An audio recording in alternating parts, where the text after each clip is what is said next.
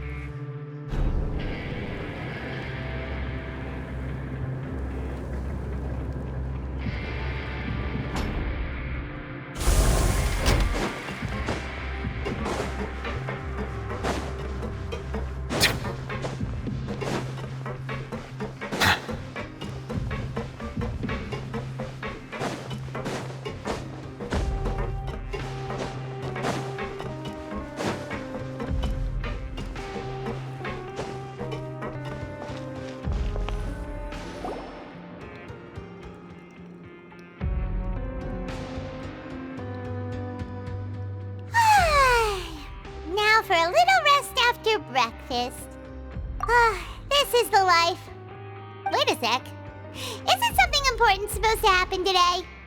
Oh, today's our big day! We're supposed to leave the Fortress of Mirapede! Come on, we've got to go complete the release procedures now!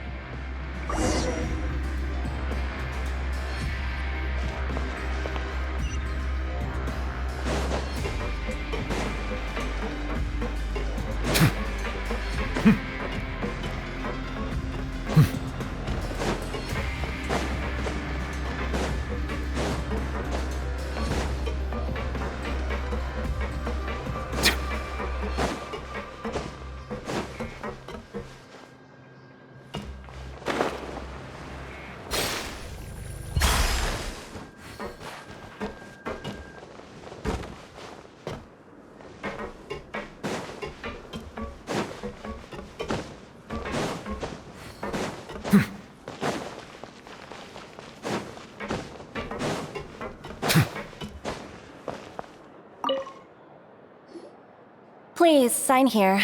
This document will be effective immediately upon signing, and you two may exit the Fortress of Mirapede via the regular channels. It's been so long since we've been to the surface. Let's hurry up and... Huh? What's happening?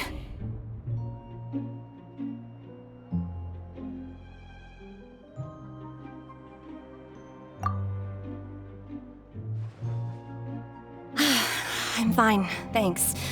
But I wonder what that tremor was just now. Let's go ask the Duke!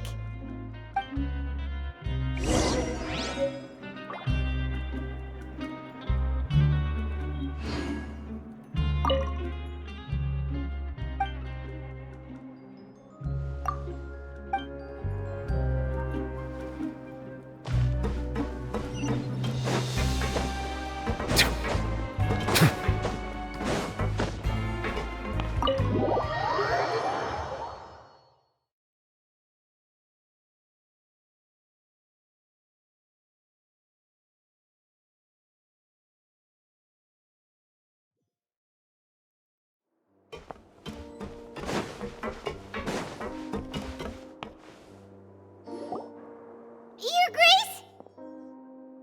Ah, good to see you two. Is there something you wish to see me about? Yeah, what was with that earthquake just now? Ah, that. The tremor didn't originate from the seafloor. In fact, it seems it came from the surface. Over the years of serving as the warden here, I have developed a sense for distinguishing between what occurs on the surface and what occurs underwater. Besides, the seal that Monsieur Neuvillette set in place won't fail so easily. So the fortress is okay? If you recall our last incident, if there really were a problem, there would be crowds of inmates in a panic right now. Huh, you've got a point. Okay, seems we need to get back up to the surface and ask about what happened. By the way, do you know what day it is today? I believe today is this month's pipe cleaning day. Wait, seriously?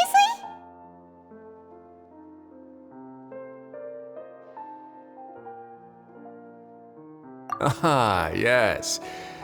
Have you completed your release papers? Yep. It's you two. Are you leaving now? That's right! Today is our last day in prison! But now that Paimon says that, it doesn't feel like we were confined here. It's actually been pretty nice!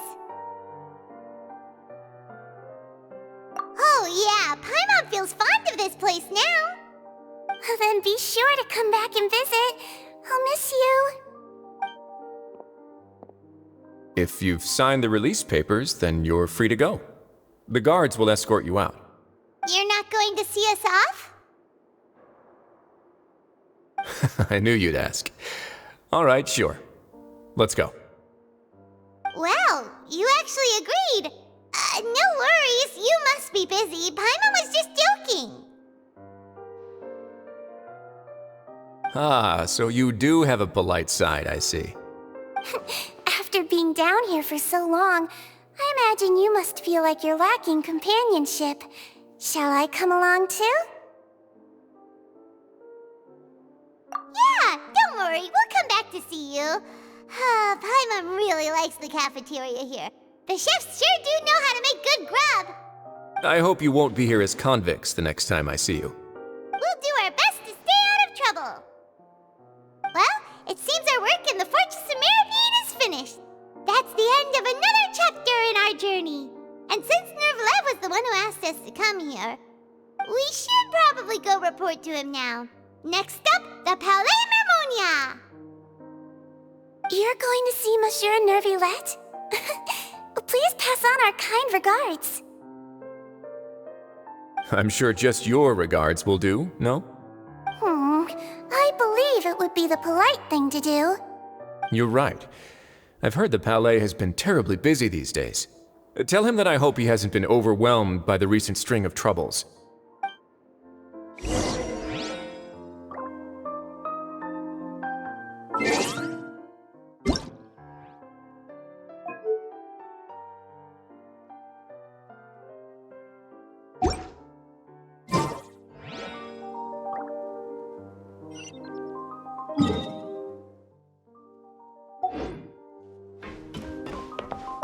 If you're concerned about things at the Palais, why don't you take some time to go up and check things out? I believe you should still have some vacation time to spend. Thank you for being so understanding. It means a lot. It's been some time since I've gone to the surface. I must say that I've started to miss it a little.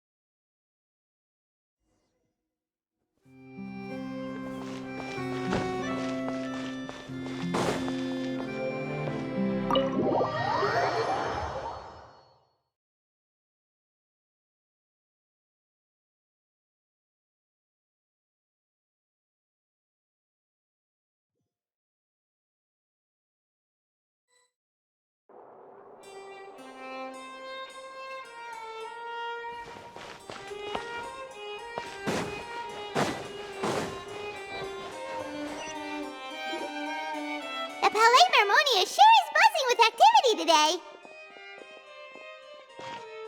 Halt! Huh? Oh, it's you two. Apologies. Monsieur Nervillette did say you'd be welcome at any time. Excuse me, would you mind helping me take a look at this report? I'll be right there. Sorry, I've got my hands full here. You can see yourselves in. Everyone's so busy. Seems a lot has been happening.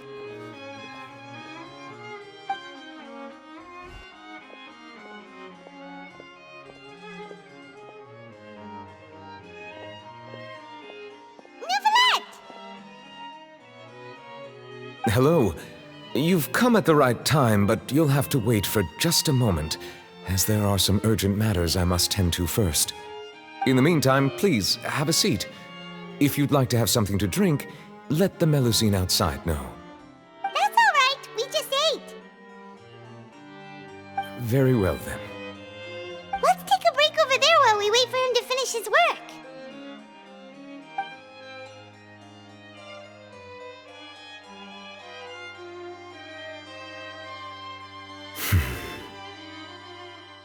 All right. That should wrap things up for now. Are you done with your work? Yes, sorry to keep you waiting. Today should be the day you were released from the Fortress of Meripede, and it appears that you've managed to complete all the release paperwork. That's right, and we came here to see you right away.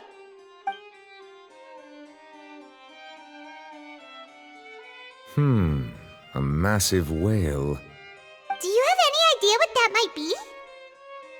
Judging from your description, that cannot have occurred in any ordinary waters, but rather something like the primordial sea. A whale of that size and shape cannot usually be found in the waters of Tevat. Therefore, we can only assume that Child is presently immersed in primordial seawater. Immersed in primordial seawater? But how? And is he okay? Most people wouldn't be capable of entering in the first place. I'm not completely sure how he could have gotten there myself.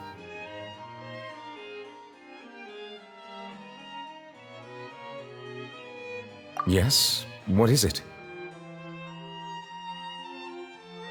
Ah, right! Paimon felt it too!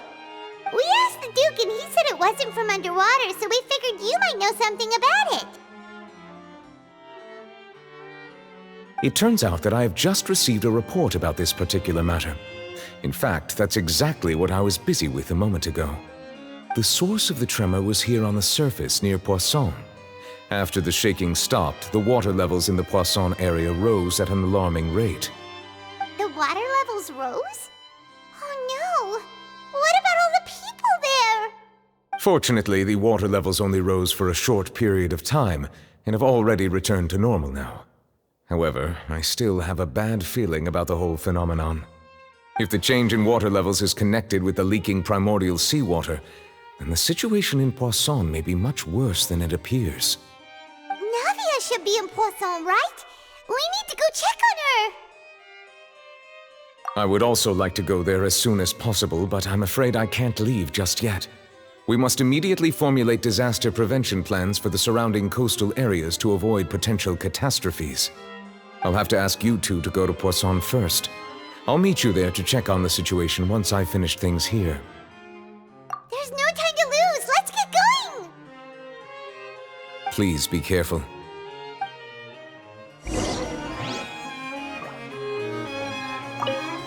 The two of you have my thanks. If you need any help, just let me know.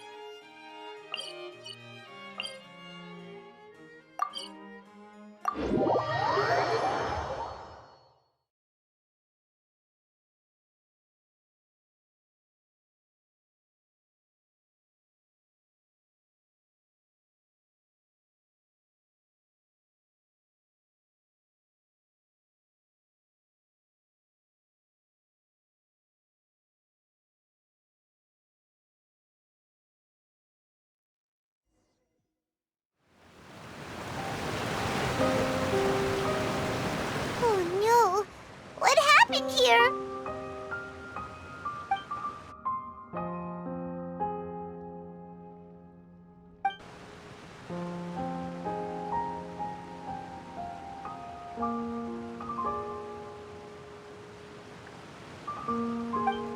should be around here, right? We need to make sure she's still... Paimon means we need to check on her.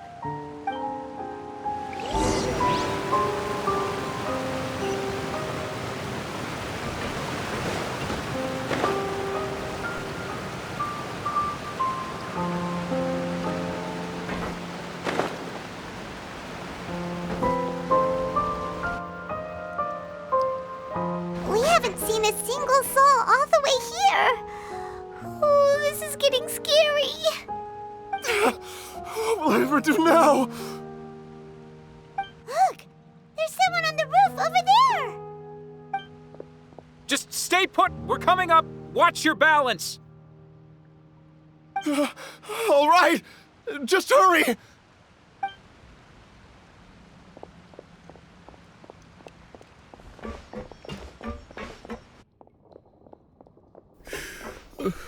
I'm not young anymore. How will I survive on my own? My Desiree! Oh, he looks pretty sad. My leg! My leg! How could this have happened? It hurts! Just hang in there. Help is on the way. You can hold my hand if it makes you feel better.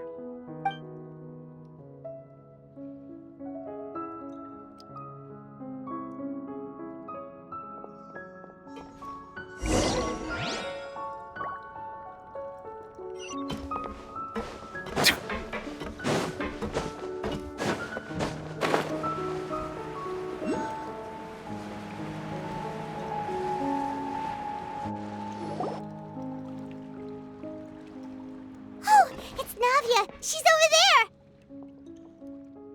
Hey, Navia! Are you okay?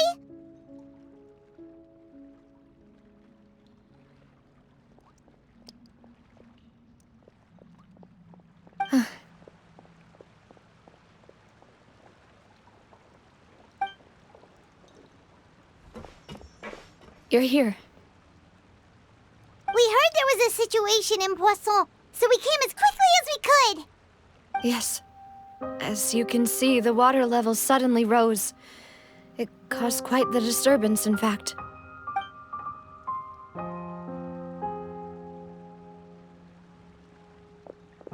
Demoiselle! There was a wounded resident next to a building southeast of here. We've already transported him to safety, but we've run out of medical supplies. He's wounded? How badly? He fell, so it's probably a broken leg. He's pretty shaken up. When the water level rose, he desperately climbed up to the roof. Once the water receded and he saw the ground, he became terrified and eventually... He jumped down then. Find the leader of Squad 1 and tell him to take the wounded resident to see a doctor. He should know where to go. Understood. I'll take over his search and rescue mission in the meantime. All right, you'll be in charge.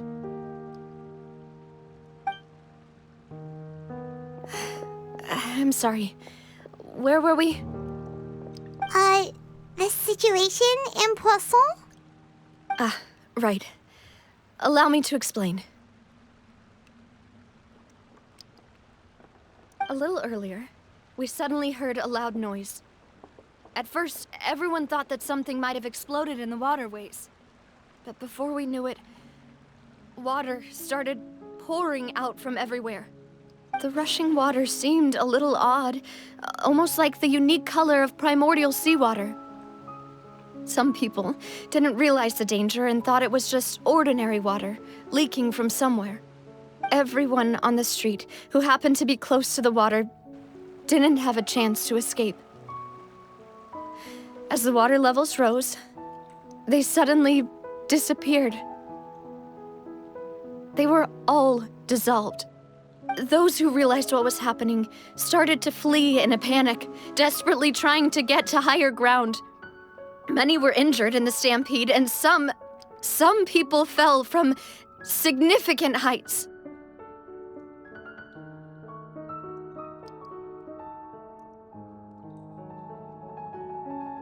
The Spina di Rosula initiated rescue operations as quickly as possible, but there have been a lot of casualties. Fortunately, the water began to recede after some time, and the chaos came to an end.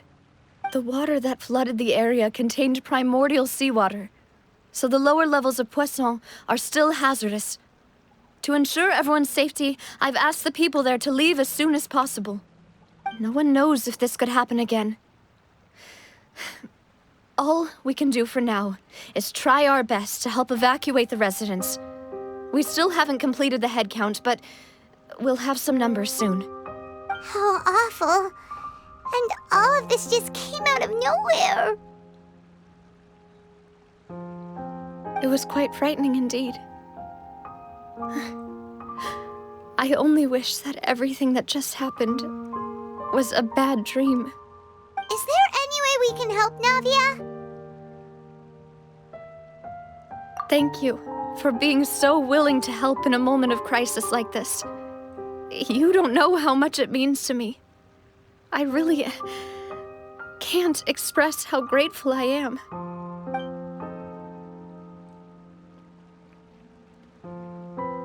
Don't say that, Navia.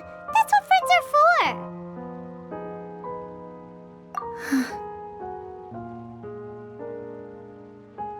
Demoiselle! We've got a situation here! I'll be right there. Sorry, I need to go for now. And off she goes. Seems it might be a while before she can take a break.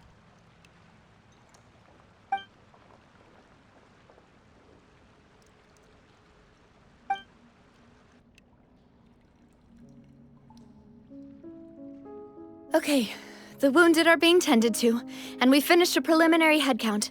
More support has just arrived, so I suppose I finally have a moment to focus on my own matters. Of course, we should remain ready for anything, and continue doing our best to rescue others. I'll be sure to have everyone at the Spina di Rosula ready to render assistance.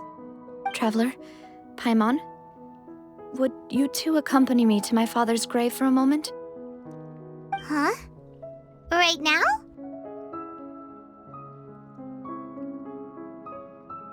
Thank you.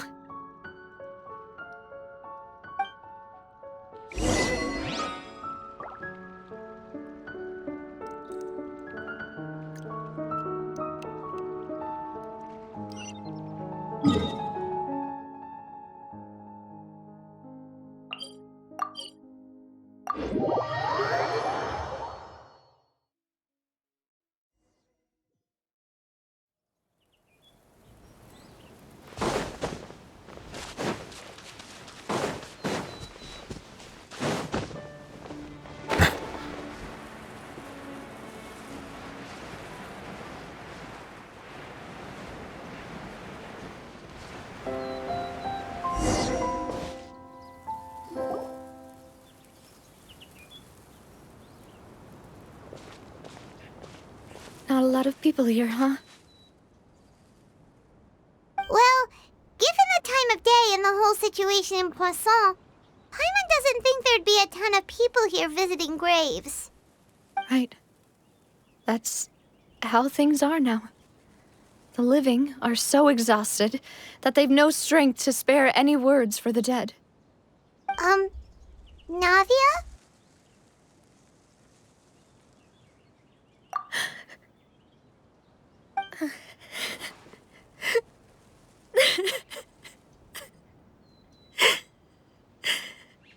Navia, what's wrong? Sorry. I just... Malus and Silver, they won't ever come back here again. What should I do, Papa? Huh? What happened to them? Everyone agreed on the rescue plan, but still, I was the one who initiated it. They were helping evacuate the residents, but they couldn't leave in time. And they were caught in the seawater.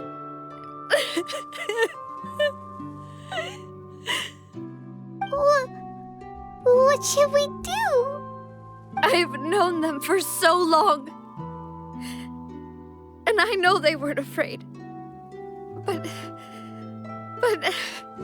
I could at least hold a funeral for my father. And I know where he rests. But as for Malus and Silver, they're just gone. I just can't.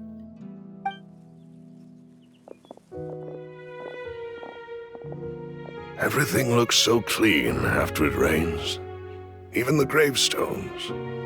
I didn't expect that you'd enjoy a glass of red wine in front of Master Callus's grave. I can understand. Besides, the scenery here isn't half bad. See, it's not just me. I always want to bring something when I visit Papa. Perhaps we might even have a picnic. He wouldn't be angry, would he? How could Master ever be upset with you, Demoiselle? Yet the cemetery is the home of those who have passed, is it not? Everyone ends up here sooner or later, no matter who you are. Buying yourself a plot in advance, are you? No need yet. But when I do, I hope you'll let me be buried beside Master Callus, Demoiselle. Hey, stop joking around. I'm quite serious. That way, it will save us both the trip to see each other whenever you visit your father's grave. That makes sense. In that case, could I be buried on his other side? After all, besides you, Demoiselle, the two of us could certainly be considered Master's closest companions, no? Personally, I believe we fill those shoes just fine. Why are you bringing this up all of a sudden? Seriously. All right. I'll remember your requests. But I'd really prefer not to talk about this stuff. And what do you mean by saving me a trip? I'd make the journey even if I had to visit you two somewhere else. I'd promised to let them rest in peace here. But here I am breaking that promise. I'm sorry for letting you see me in a mess like this. I don't usually cry, really. Paimon doesn't know how to help you feel better. But, well, she understands how you feel. I had always thought I could make my wishes come true. But now that I think about it, that never solely relied on me. Many things can only be accomplished with someone else's help. Malus and Silver have helped me so much. But by contrast, I could do nothing for them. I'm so sorry. You can spend as much time as you need here, Navia. We'll stay with you. Thank you. Right now, you don't know how much that means. By the way, you can have a look at this. It's a list of victims from the incident that took place here. Obena, Khan, Burnett, Giverny, Francine, Karina, Daisy Ray, Joinville, Julianne, Esson, as well as Malus and Silver. So, everyone else is safe. But still... It's okay. I know what you're thinking. And you're right. We lost Malus and Silver. But we were able to save more than we anticipated. The overall outcome indicates that the cost was worth it. Right! Don't think that way, Navia. One person might be saved at the expense of another, sure, but that isn't something we should ever consider a trade. Malus and Silver were not the price for saving anyone. They're heroes! You're right. Thank you, Paimon. What you said just now was pretty amazing, actually. I'll remember your words. Oh, really? Seems you've become more eloquent in the time since we last met. The knave? What are you doing here? Is everything going well on your side? Yes, my people are carrying out the mission according to your request. All the residents of Poisson have been evacuated, and we're preparing to relocate them to higher ground. As for these supplies, we have everything taken care of. There is no need to worry. Thank you very much. Wait, do you two know each other? We just met recently. Right, Miss Navia? Usually, I would call this a coincidental encounter. But that doesn't quite fit this time. Besides, it never even crossed my mind that a Fatui Harbinger would come looking for me. Thanks to the Knave, Spina di Rosula received generous support from the Fatui, which allowed us to complete the rescue and evacuation work so quickly. Mutual aid is essential to fostering positive developments. We were already in the area, in any case, so it was nothing. That said, I must say that you're a lot sharper than you let on. I'm sure you understand what I mean. I apologize for all the ways in which I tested you previously. We've never worked with a Fatui before, and it's extremely important for us to know who we're working with. My subordinates have reported that Fatui soldiers have been observing water levels and taking head counts in various locations. I hear that they've also prepared a large amount of emergency supplies. I'm quite surprised. This is nothing to brag about, nor do I intend to. It is simply the way of powerful organizations to act forcefully, whether they are doing good or ill. You've witnessed that firsthand, in any case. As I've told this traveler before, I know of the prophecy, and I intend to prevent the impending disaster. Lending your organization a hand was a natural first step in accomplishing that. As such, do not be troubled by this token of our sincerity. Perhaps one day, you'll also be able to help me in the same way. Without your help, there would have been many more casualties. I won't forget your kindness. Furthermore, I sincerely regret what happened to Malus and Silver. I only wish that my people could have arrived a little earlier to prevent this from happening. Don't say that. You and your subordinates did everything you could. As Paimon said, Malus and Silver didn't choose to sacrifice themselves for any specific person, and they weren't the price paid for other salvation. They chose to become heroes themselves. I've never liked hearing people put it that way. It's like trying to relieve pain by saying some noble-sounding words. But right now, there's nothing more suitable. They really did become heroes. You're right. I'm sorry for your loss, Miss Navia.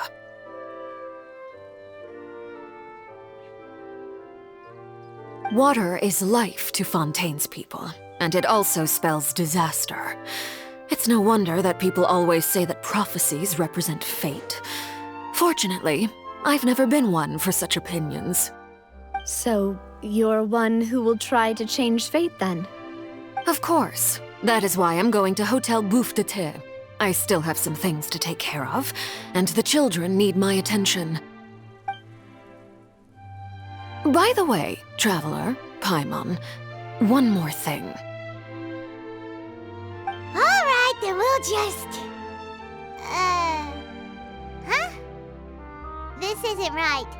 Paimon thought you would ask us to walk with you for a moment so you could tell us something in private. That is a clever and useful conversation technique, which I do like to use when necessary. But there's no need today. It would not hurt to have Miss Navia listening in. Traveler, I'm sure you remember that I said we could work together when we had the chance. You and I both know that there may be issues with the Primordial Sea. Previously, it was the Fortress of Meripede's sluice gate, and this time it was the water levels in Poisson. These are both signals. Indeed. Allow me to share the latest intel I've received from the House of the Hearth's intelligence network with you. During some recent investigations, a child claimed to have discovered some ruins near Poisson. The ruins date back to ancient times and seem to be worth investigating in many ways. Judging by the dating of the ruins, they may be related to the prophecy and the coming crisis. The situation is becoming more urgent, so any pertinent information will prove extremely precious. My people initially came to prepare for ruin exploration. Unexpectedly, this disaster struck, and at present, we're all busy prioritizing the rescue effort. So that's why the Fatui were already in Poisson. I wanted to take the children along, but unfortunately, Linny, Lynette, and Fremine have all been dispatched to higher ground to assist affected residents. Linny told me that outside of the house, the person they trust most is you. Which is why I want to give you this task. The House of the Hearth's members see each other as family, but Linny, Lynette, and Fremine said that they also see you as such, even though you are not from the house.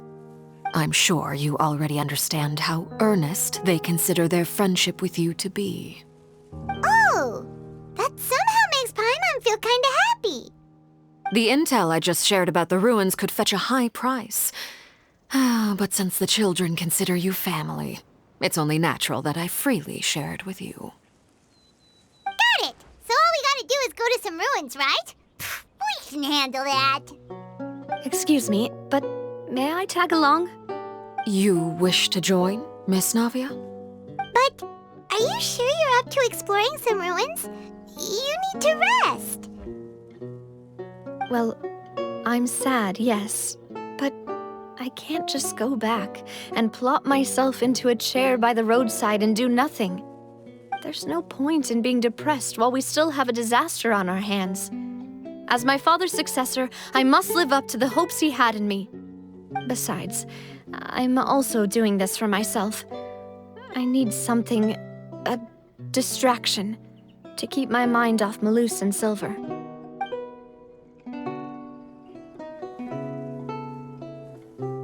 Since you put it that way, I have no objections.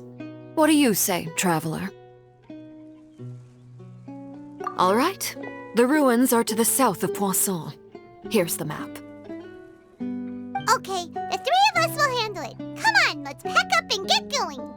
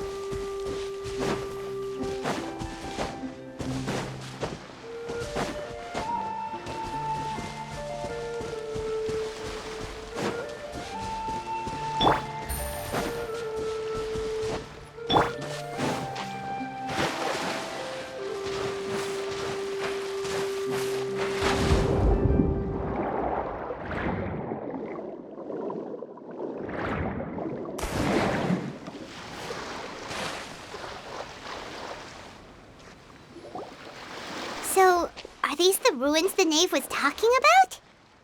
Whoa, talk about old. They seem to be pretty ancient, all right.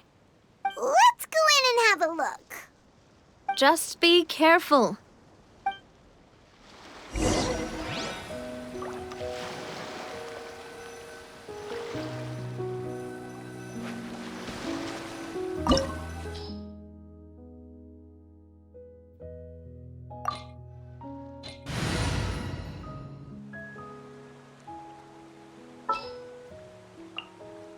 A walk would be nice.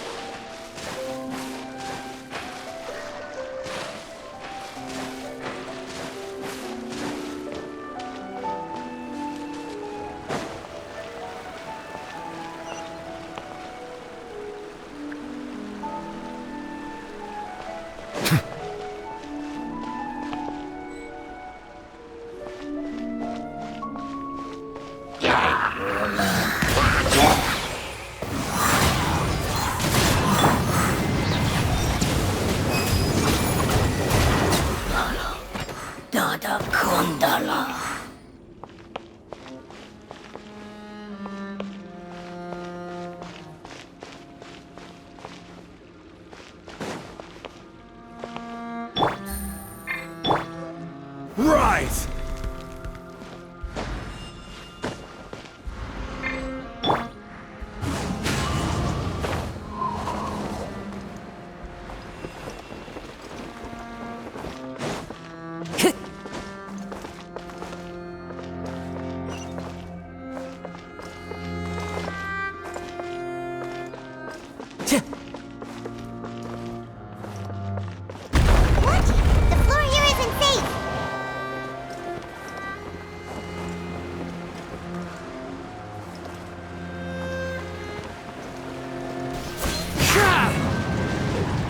Bow your head.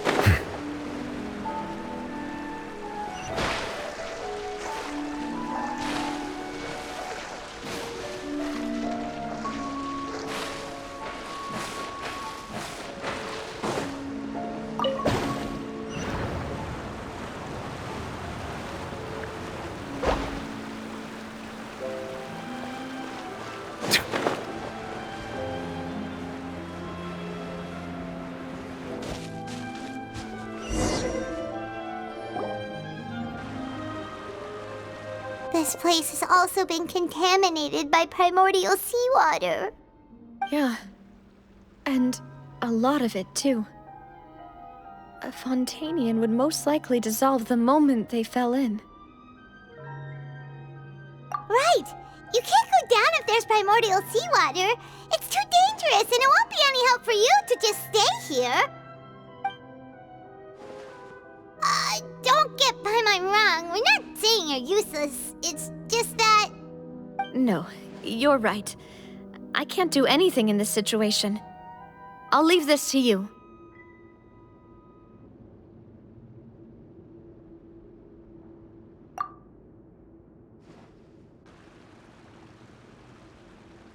That complicates things.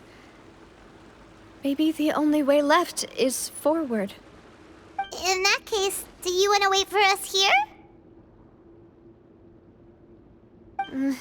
The water levels here are unstable, and there's a chance the water will rise. So staying here wouldn't be safe either. I'll go together with you. Perhaps we'll find the exit just up ahead. All right. Come with us for now then, but please be careful.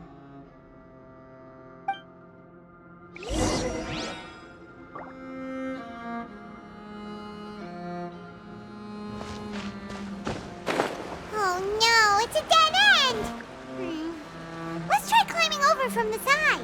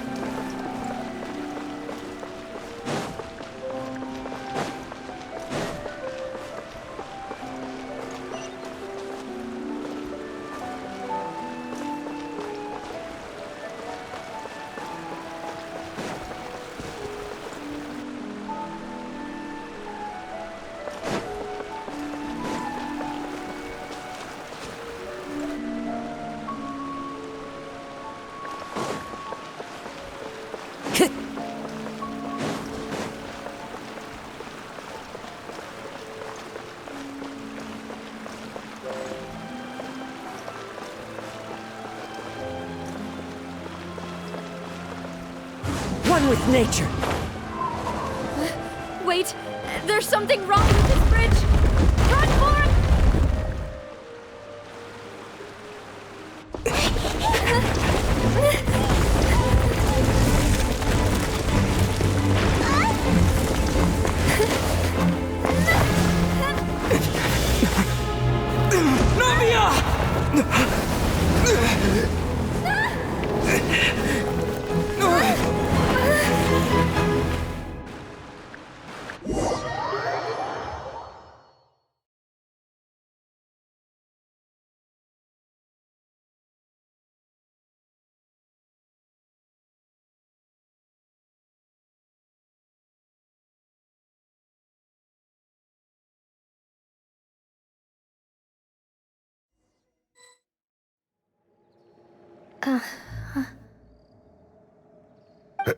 Demoiselle? Huh? Demoiselle, what are you doing here by yourself? Would you be standing here till dark if I hadn't come to get you? Maybe she just wants some time to herself, Maloose. Hmm? Oh, was I sleeping? Yes, it would appear so. I must be tired. That's quite possible. However, you were the one that suggested we go out for a walk. Oh, right. I nearly forgot. It must have slipped my mind when I dozed off. I haven't had a nap today yet. Have I? This is a familiar feeling, yet something's a little strange. Is something the matter, Demoiselle? Oh, no. No, I'm fine. I was just trying to recall why we came out for a walk. Do you remember Mr. Giverny? He'd requested our help before with foreign merchants who had a debt dispute with him, and we'd resolved the matter not long ago. We were headed to see how things were going with him at the moment. Ah, right. Yes. I remember now. Oh, Miss Navia.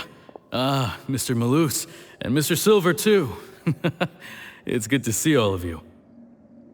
How have you been? I've been great. Thanks to your help, those bothersome merchants finally realized that I wasn't the one they were looking for. Why, I wasn't even the guarantor for that person. They were knocking at my door day and night. Even my neighbor Obina was getting fed up with them. Sometimes force is required to calm someone down and get them to listen to what you have to say. That's right. Oh, by the way, Burnett, what was it that you wanted to give to Miss Navia again? Oh, yes. One moment, I have it right here. Miss Navia, these are some flower seeds that I prepared. Please take them. They're a very good variety, and they'll become very big and beautiful once they bloom. I don't know what we would have done without your help, so this is a little token of our appreciation. I hope you won't refuse. Did you cultivate them yourself? Thank you so much. I'll certainly take them. Malus, we do still have some empty flower pots at home, right? Why, we can have as many pots as you'd like, demoiselle. Perfect. In that case, we'll swap out some of the decorative plants for some of Mrs. Burnett's flowers. Very well. Wait. Something seems to be off here. Excuse me, madam. If I'm not mistaken, your name is Burnett, correct? That's right. Is something wrong? No, it's nothing. This is the first time we've ever met, but your name seemed familiar to me. I must have heard it when I was discussing things with your husband previously. I've heard this name before. Sometime recently, I'm sure of it. And why are there so few people around here? Where did everyone go? We must mind the time, demoiselle. We still have important things to attend to today. Huh? We do? Like what? Well, now, did you forget? Miss Navia, here you are. I've been looking for you. Please, come to the Opera House. Your trial is about to begin. My trial? Wait, why would I need to go to the Opera House? Yes, she's right, demoiselle. It's just about time now, so we should get going. Oh? All right then.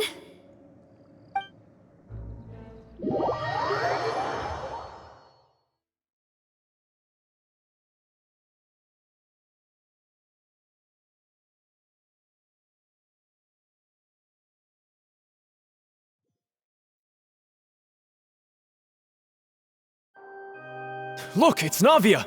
She's here! And her two attendants are with her. Goodness, everyone's finally here. There sure are a lot of people here to see the trial. And they all seem to be oddly excited about something. I even know some of these people.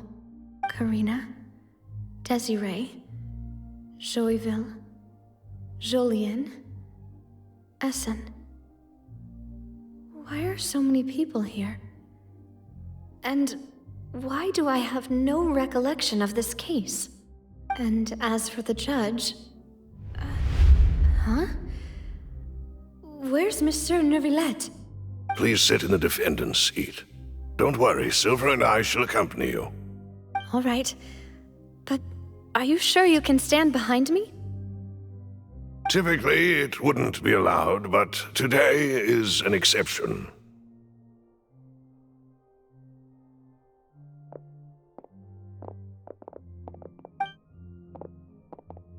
Hey, what kind of place do they think this is? Come on, do they have any idea what they're doing? Seriously. Enough with the whispering! Could someone please tell me where Monsieur Neuvillette is? And why I'm standing trial? My dear Miss Navia, have you not yet realized what you've done? In that case, allow me to explain. As all here know, you are Master Callus's successor, the head of the Spina di Rosula, someone held in high regard by every soul in Poisson. After you took over the Spina, you treated all of us just like the late Master Callus had. If anyone in need reached out to you for help, you responded. Not only you, but your butler, your subordinates, nearly everyone in the Spina di Rosula fought for the well-being of those in Poisson. Wait a moment. Aren't you just proving that I'm a good person? Yes, correct. Absolutely right. And that is why you stand accused. You have helped so many people get through so many difficulties. You are one with us. We are inseparable.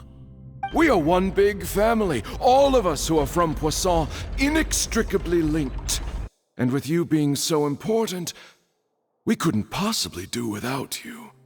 Therefore, this fair and honorable court shall declare you guilty, and you shall stay here. You will be together with us forever. Huh? What are you saying? Everything you have said is correct. I have indeed done a lot for my hometown, and I would be willing to be with you all, but what is the purpose of having me stand here like this? What is there to discuss? Ah, well, if that's what you think, then I have no further comments. How wonderful, Miss Navia!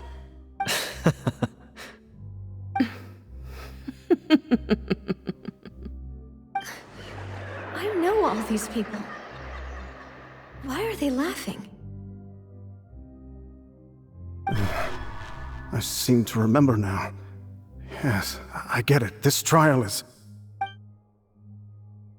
Wait just a moment. This isn't right! Malus? What was that, Mr. Malus? Our conclusion is very clear and unanimous. Let the court judge her now. She's guilty! Stay here, Navia! You're one of us! Demoiselle, don't admit guilt. This trial means to keep you here forever. I wish to exercise my right to defend Our Lady. Mr. Joinville, you only know of Navia's goodness, but nothing of her utterly independent mind. She was born a free and independent spirit. She has never been tied down by anything. Indeed, even the death of Master Callus couldn't stop her. Her actions cannot serve as proof that she identifies herself as part of any group. She merely acted as an individual, extending her hand to help others. Please do not mistake her actions as being otherwise. Really? As an individual, you say? Don't forget, we are all Fontainians here. This is the nation of justice, the nation of Hydro. Even if Miss Navia only voluntarily rendered her assistance, that doesn't change the fact that her beautiful soul must return to everyone. Water accepts all, blends with all. It will surely accept her kindness. Everything is measured here in the nation of Hydro, and in the end, everyone shall meld together. Thus, when a unanimous opinion emerges, that opinion represents justice. Now I speak for everyone. Our opinion is consistent. Navia should stay. We and Navia are one. And you would call this justice? Preposterous. You are merely jealous that Demoiselle still has a chance to exist as an individual. Have you forgotten how much you all once longed to become individuals, to become independent? Do you mean to defy our justice? If your justice is flawed, then why should we acknowledge it? As you said, we can also have our own justice. Silver and I shall defend Demoiselle. And that is how we will enforce justice. Ugh, my head... It hurts. Demoiselle. Silver, it hurts. My head is spinning. All I can see is stars swirling in front of me. I remember now. everything that seemed odd from the very beginning.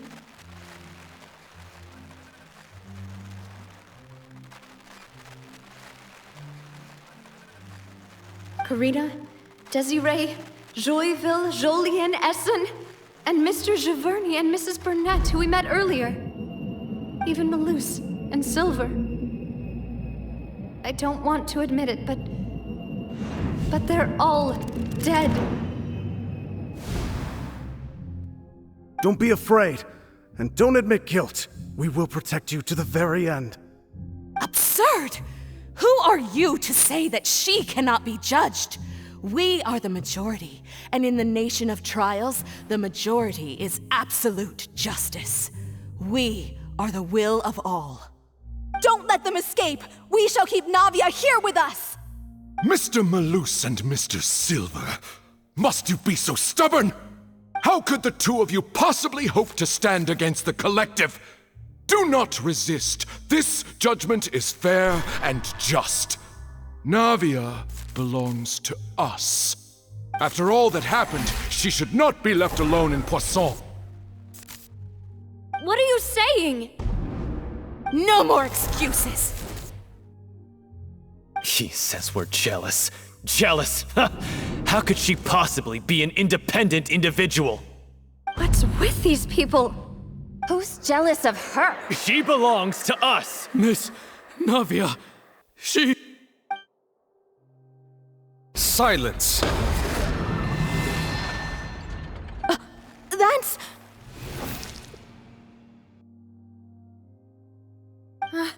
Monsieur Neuvillette! Such commotion is prohibited in the court. The accusations you just presented are nonsense and cannot constitute a proper trial. The court will adjourn for the rest of the day. In this, I shall hear no objections from any unauthorized party. Our thanks, Monsieur Neuvillette. Please leave with me, Miss Navia, while there is still time. But... Go on now, demoiselle. This is your only chance to leave this place. What, can't bear to leave us behind or something? Malus. My apologies. I couldn't resist making one little joke once I realized that this shall be our last goodbye. Malus. Silver. Quickly, you must come now! Goodbye, demoiselle. Farewell.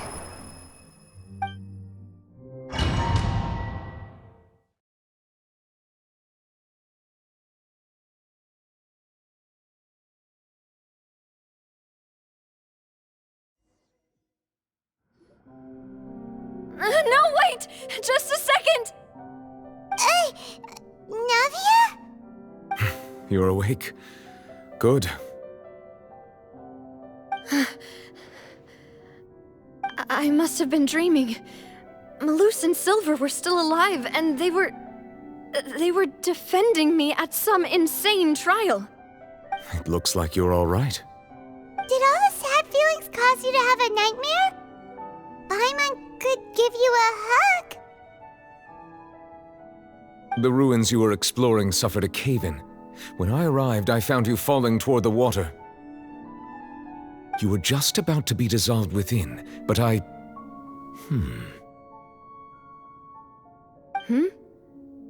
What is it? I think I saw 2 Oceanids protecting you. It was only for a moment, perhaps even a fraction of a second, but they gave me the chance to retrieve you. Were it not for their intervention, I would not have been able to rescue you before your consciousness dissipated. Wait, did you say Oceanids? You mean like what happened with Vacher? Perhaps those 2 Oceanids were the people you saw in your dream.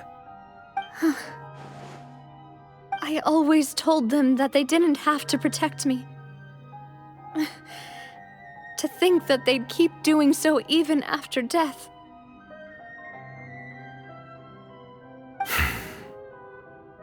Please come with me.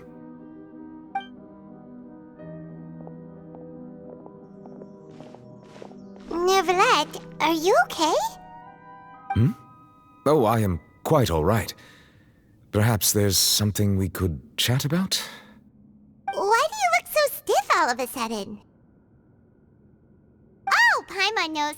You're the type who feels awkward when there's nothing to talk about, right? I merely thought that we should give Navia some time to herself. Huh? Why didn't you just say so then? Don't you think it's even more awkward to call us over like this and then have nothing to talk about? I suppose so. Ah, Sigewinne. I hope all is well with her these days. Her work in the Fortress of Meropide has not been too much for her, has it? No way, don't worry. She's doing fine down there. She's an amazing head nurse. I see. Well, that is good. I have always worried that Sigewinne would need a lot of time to understand the world of humanity, just as I have. Oh, and the Duke also says hi. Even though Sigewinne made him do that. He hopes that you haven't been overwhelmed by all that's happened lately. Thank you.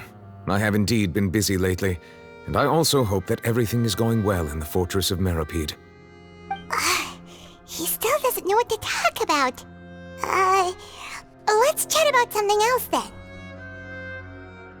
So, Neuvillette, you're probably quite the swimmer, huh?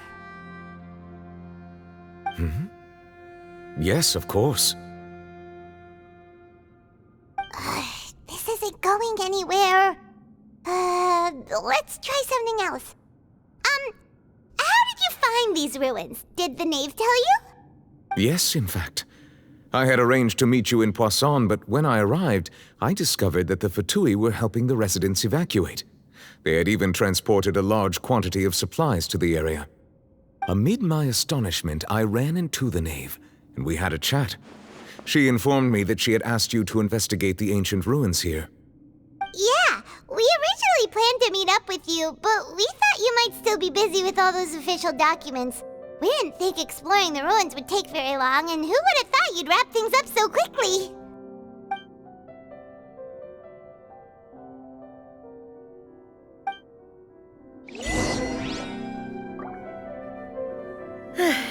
I'm sorry to have kept you all waiting like that. I'm feeling much better now. I guess we should get going again. Will you come with us, Monsieur Neuvillette? Yes, if you wouldn't mind my company. All right! Another one joins the party! Let's get going then!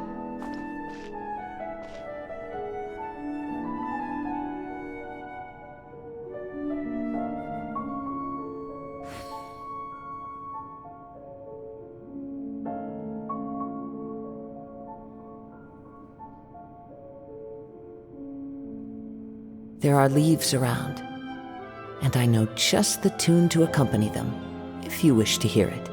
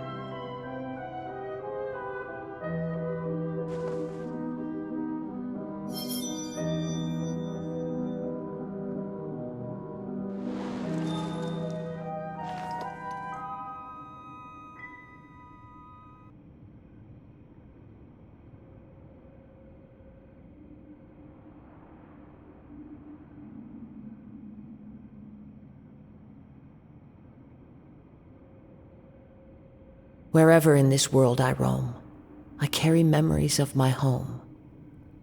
This blade, it is the last link I have to the land of my birth.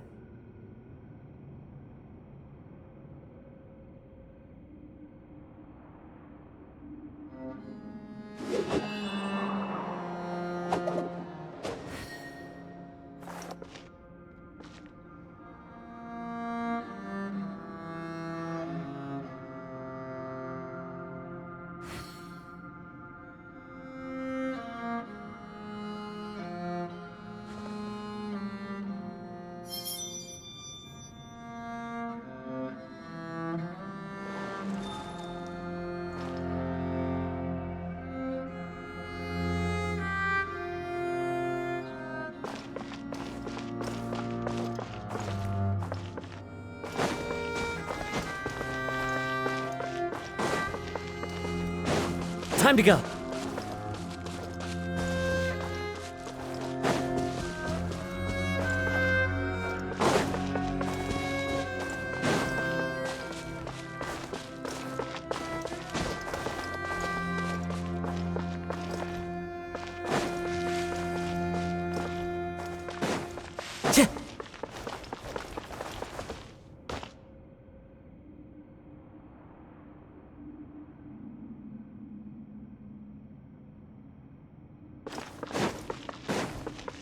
Oh no, another unstable path.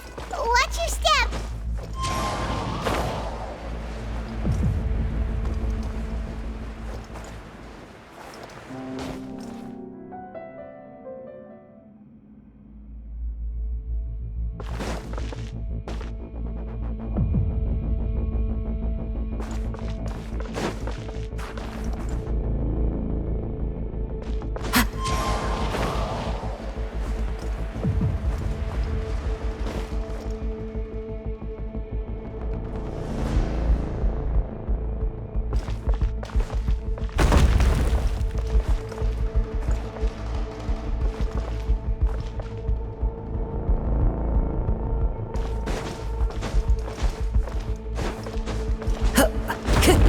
Time to go.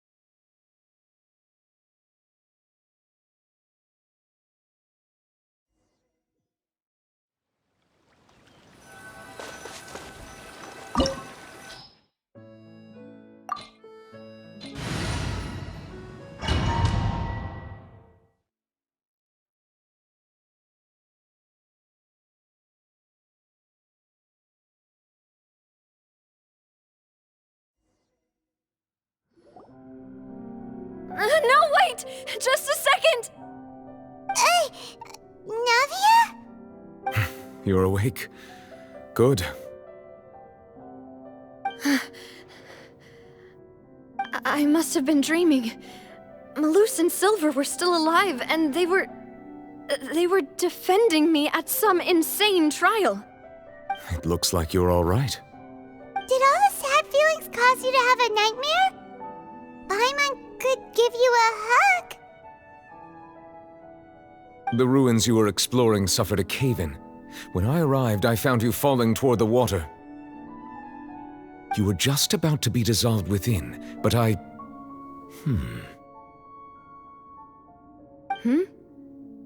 What is it?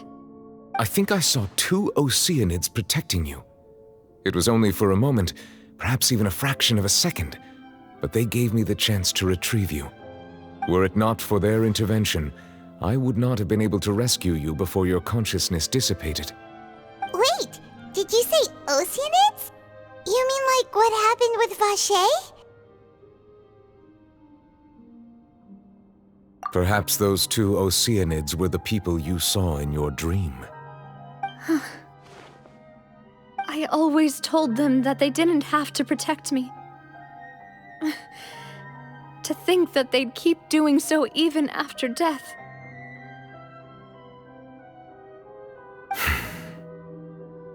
Please come with me.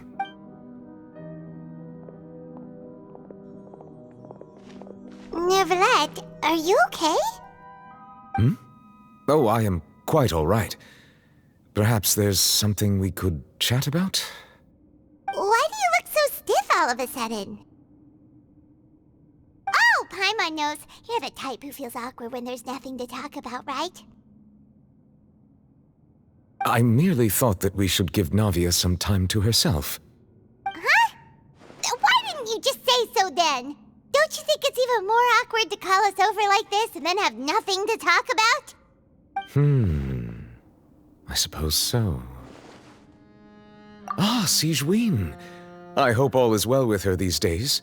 Her work in the Fortress of Meropide has not been too much for her, has it? No way, don't worry. She's doing fine down there. She's an amazing head nurse. I see. Well, that is good.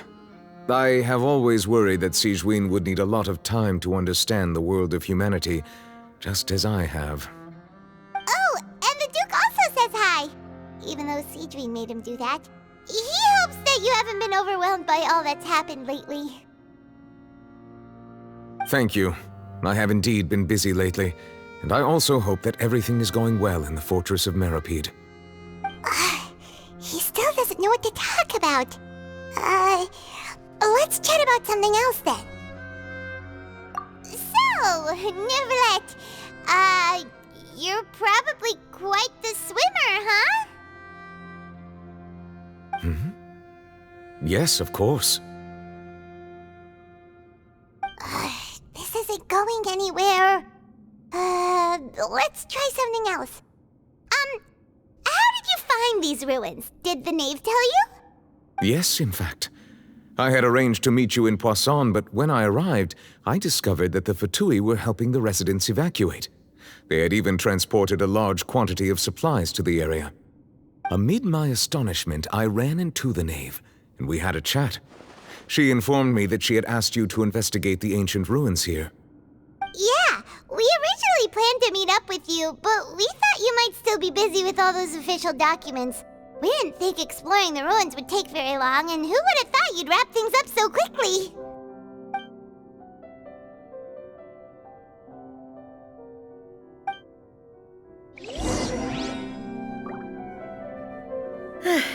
I'm sorry to have kept you all waiting like that.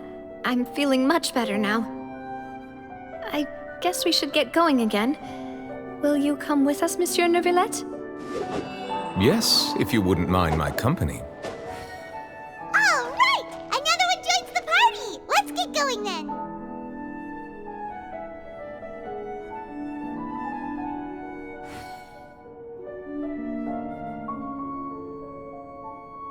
There are leaves around, and I know just the tune to accompany them, if you wish to hear it.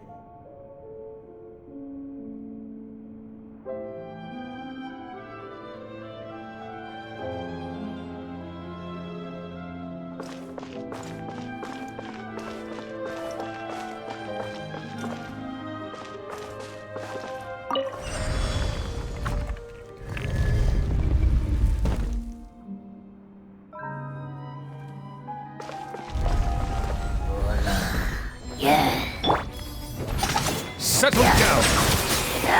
Justice is blind! Wind strike!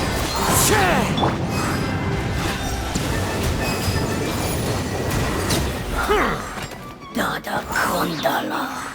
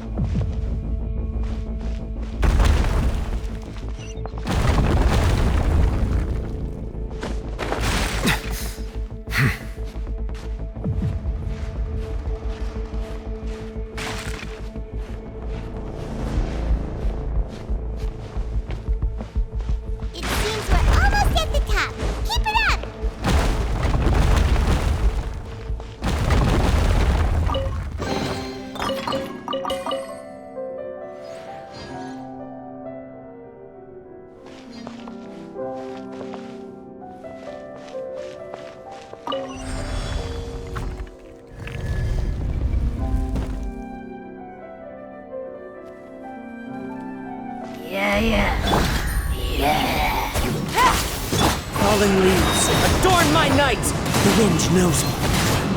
Game's up. Fun's over. Gotcha. Let the mighty be humble!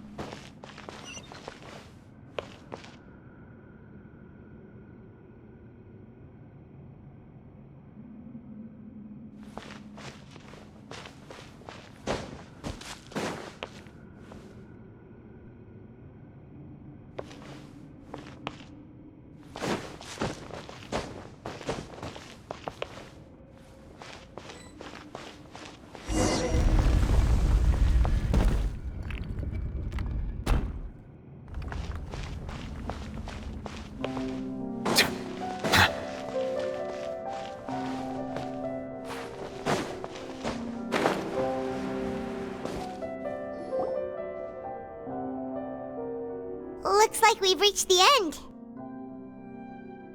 This is the place.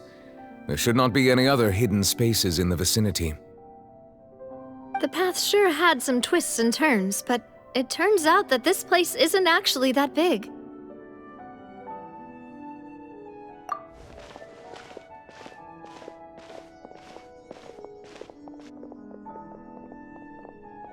Stone slates.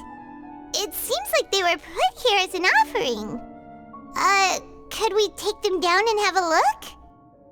Perhaps we should just leave them be for now.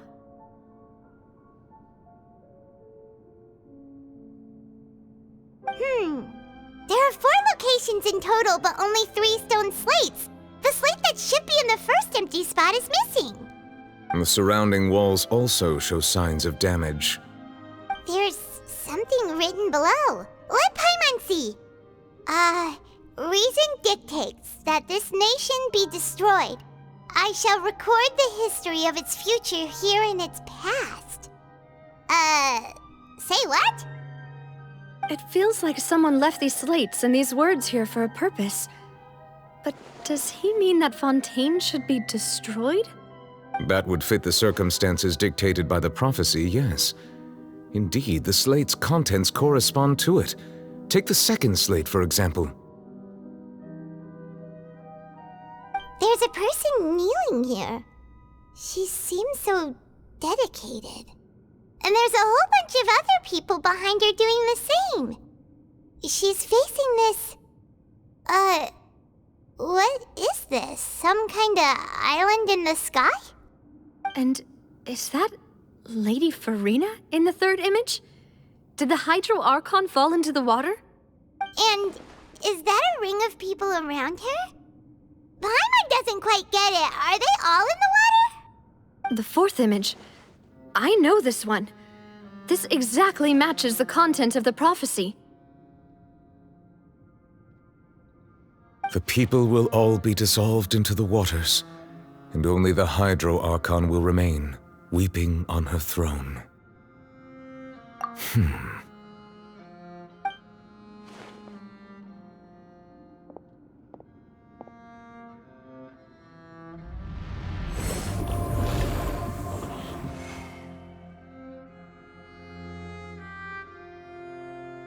More information should be hidden in these slates, but I fear I cannot easily uncover it, most likely due to us missing the first slate. I am very sorry. Don't blame yourself, Monsieur Neuvillette. Deciphering ancient stone slates isn't one of your duties. Ooh, Paimon's getting the chills just looking at these slates. This says that it's the history of the future, right? That means the prophecy's sure to come true. I really hope it doesn't mean that. Still, Paimon feels like these images are kind of weird when you look at them together.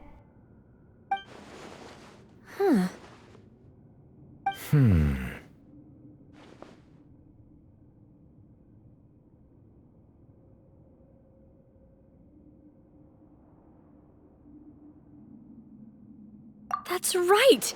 If the images are in chronological order, shouldn't the fourth, the waters drowning Fontaine, come before the third, where the Hydro Archon herself falls into the water? And yet the order is reversed here.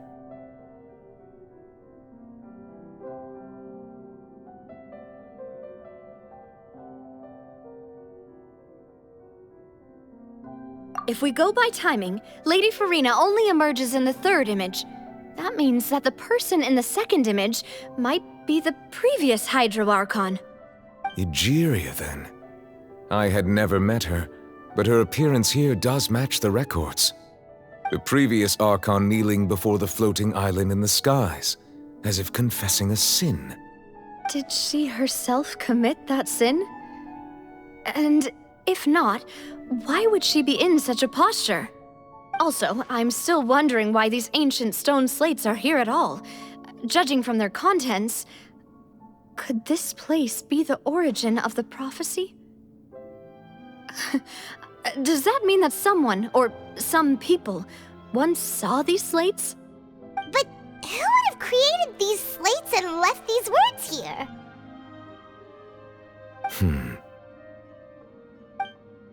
It seems that any further clues will have to come from Farina.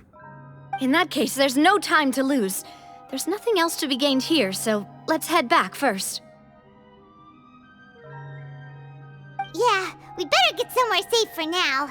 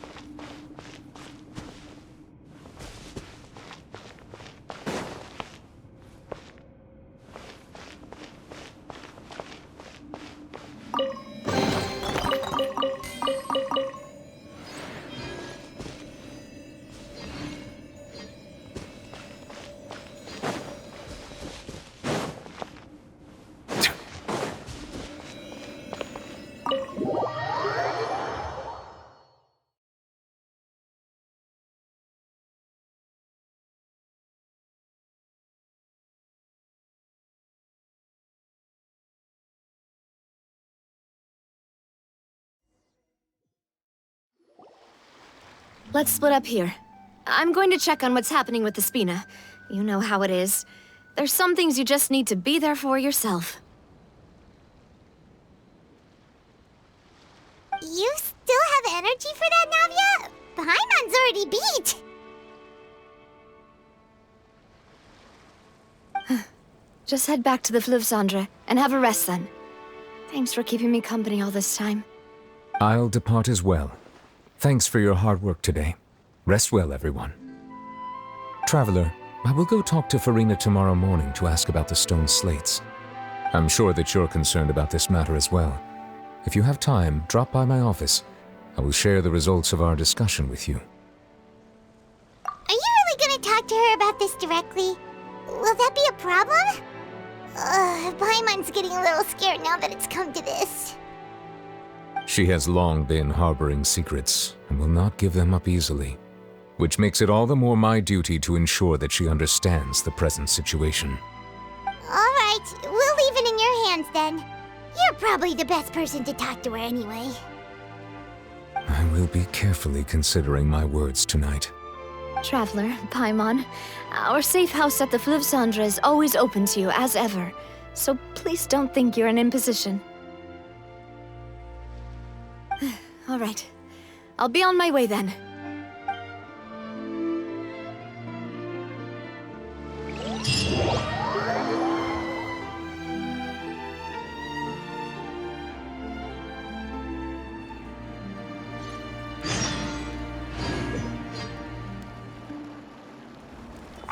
We're finally back!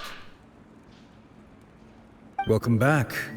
We've got a special menu prepared for you two tonight. Yay! And there's good food too! No, the boss is the best. Ooh, desserts! Nice! These are all Paimon's! Paimon's already starting to forget what happened today. Oh, that voice. Is that who I think it is? Huh?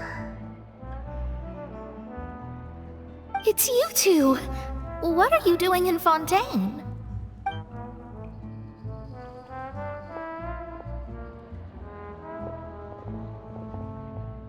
Mona?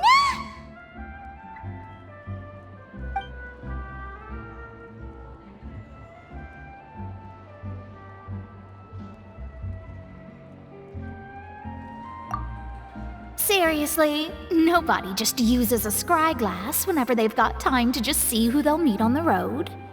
Still, we didn't expect to see you here.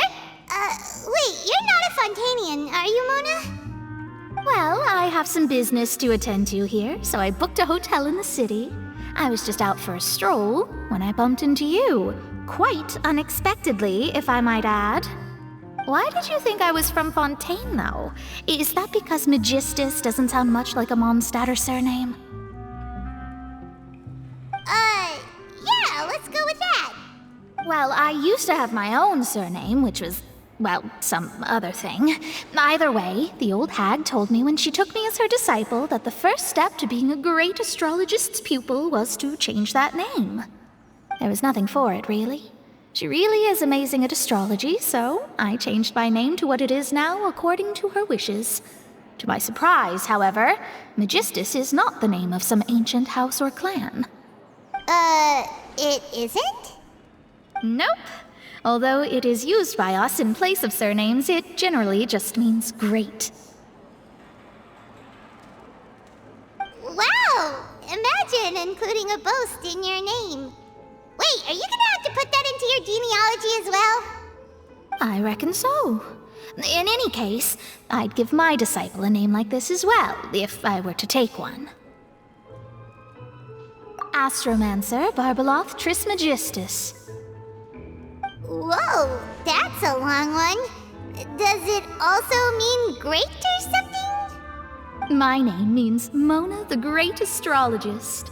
As for the old hag, hers is, in plain speech, the thrice-as-great Scholar of the Stars.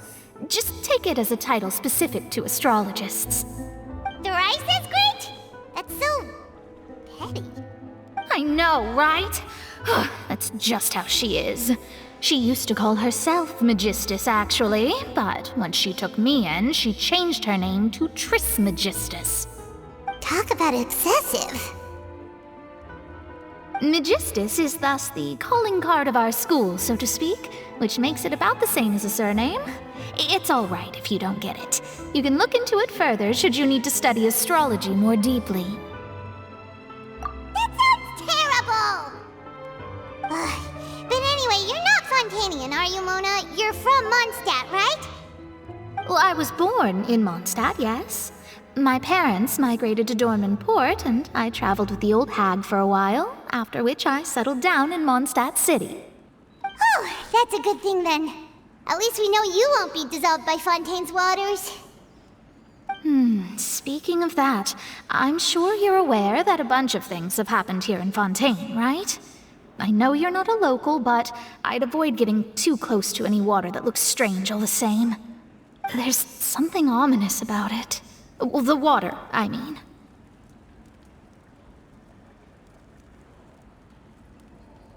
That was the main reason, yes. Just a while back, the Steambird invited me to take part in a panel and speak about the circulation of the prophecy as an astrologist. The invitation was sent quite early on. I don't think anyone expected Fontaine to be in this much trouble. What do you make of that prophecy, Mona? Just tell us what you think as an astrologist. Your word would go a long way to make things more certain and less scary. What I can tell you is that I'm an astrologist, and that this prophecy concerns the fate of Fontaine, even that of all Tevat. Ascertaining this is akin to reading the fortune of the whole world. I'm afraid that this is not something that just anyone can do. If I could do it, you would no longer call me an astrologist, but a visionary. But on the flip side, the prophecy is so huge and powerful that it must surely come from a powerful visionary. Its contents involve the fate of the world. Disregarding it would be a mistake. A visionary? Sounds really powerful and all, but does such a person really exist? Of course. The old hag could do it, and I'd bet there are others amongst those Hexenzirkel colleagues of hers who could do something similar.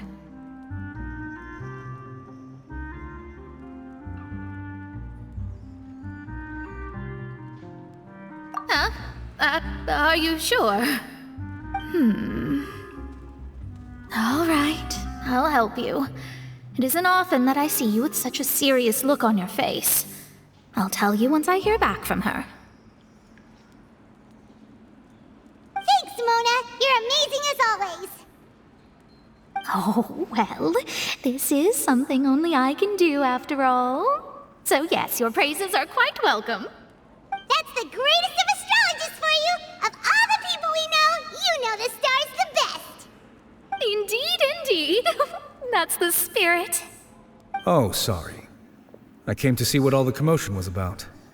If there's anything you need, do not hesitate to inform the Spina di Rosula. Oh, whoops. Guess we were getting a little too carried away there. Well, I'll go tend to my own business now. If I receive any news, I'll be sure to come find you two again. And there she goes, quick as rushing water. And here we are with the Spina guy giving us suspicious looks.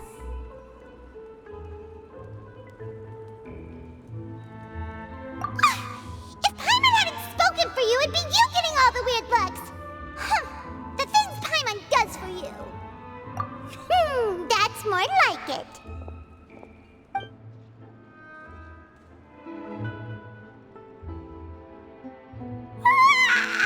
Good morning. To be honest, Paimon's still feeling kind of sleepy. But it's time to get up, traveler. We agreed to go see Neuvillette, so let's pack it up and get going.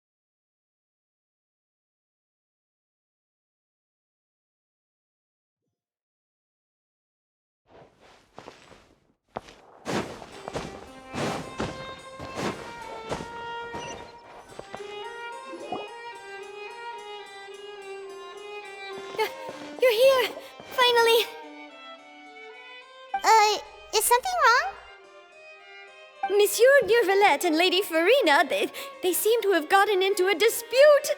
Please go see for yourself.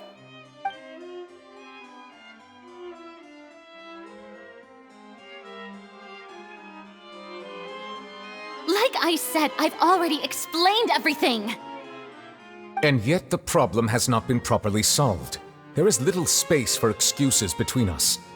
It is not my intention to offend you, but please, tell me where you stand.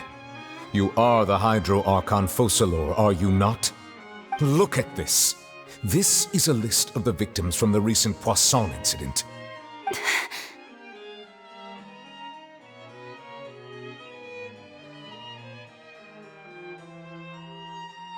You mean...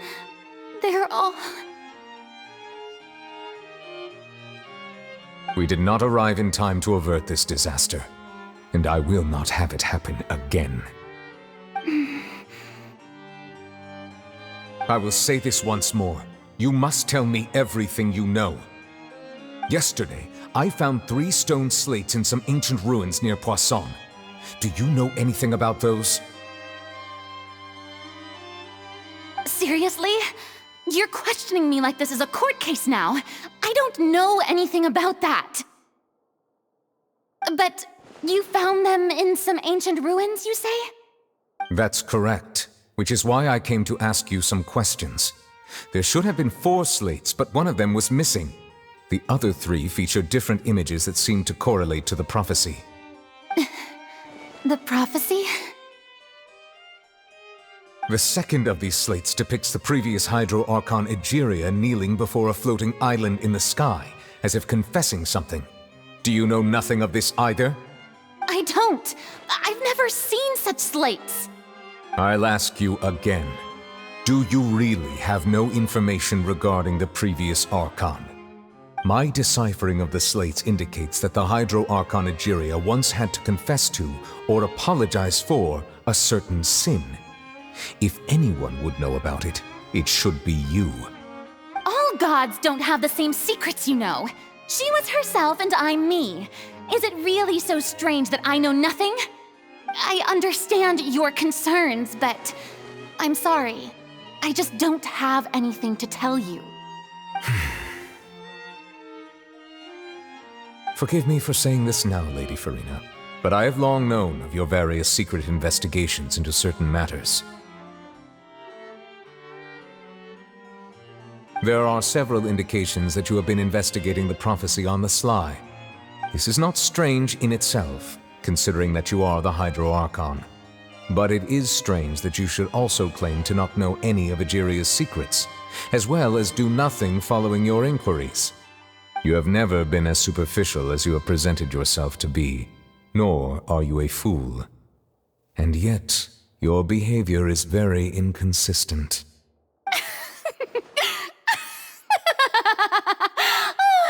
So you've been watching me all this time, have you? I didn't think you were that type. You... Well, since you know about my secret investigations, then you should know I'm actually working to take care of it. There's no point questioning or suspecting me. You're the Eudix, but you're still my subordinate. You should be following my lead. Just trust in me, you're Archon, and do as I say. Never mind whether you can truly convince yourself to or not. It'll all turn out fine. That's all I have to say. We do not discuss this matter again. Oh, the opera's about to start. Toodles!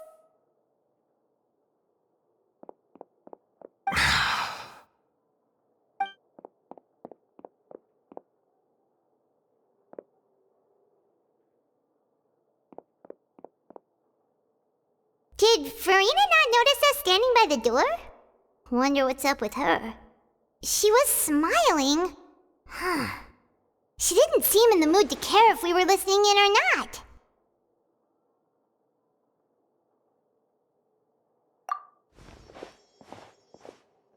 I assume you've been outside for a while now? Oh! You noticed! Seems Farina didn't even realize we were here. She was in a great panic, though I cannot discern the reason. Our discussion reached impasses time and again, a state of affairs that we cannot allow to continue. Still, I do not understand. Dialogue is the basis for understanding, so why did she keep refusing to engage?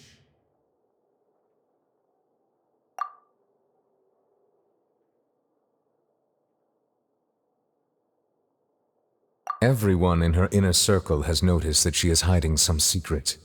The issue is her attitude. I fear that she will not reveal anything unless absolutely forced to.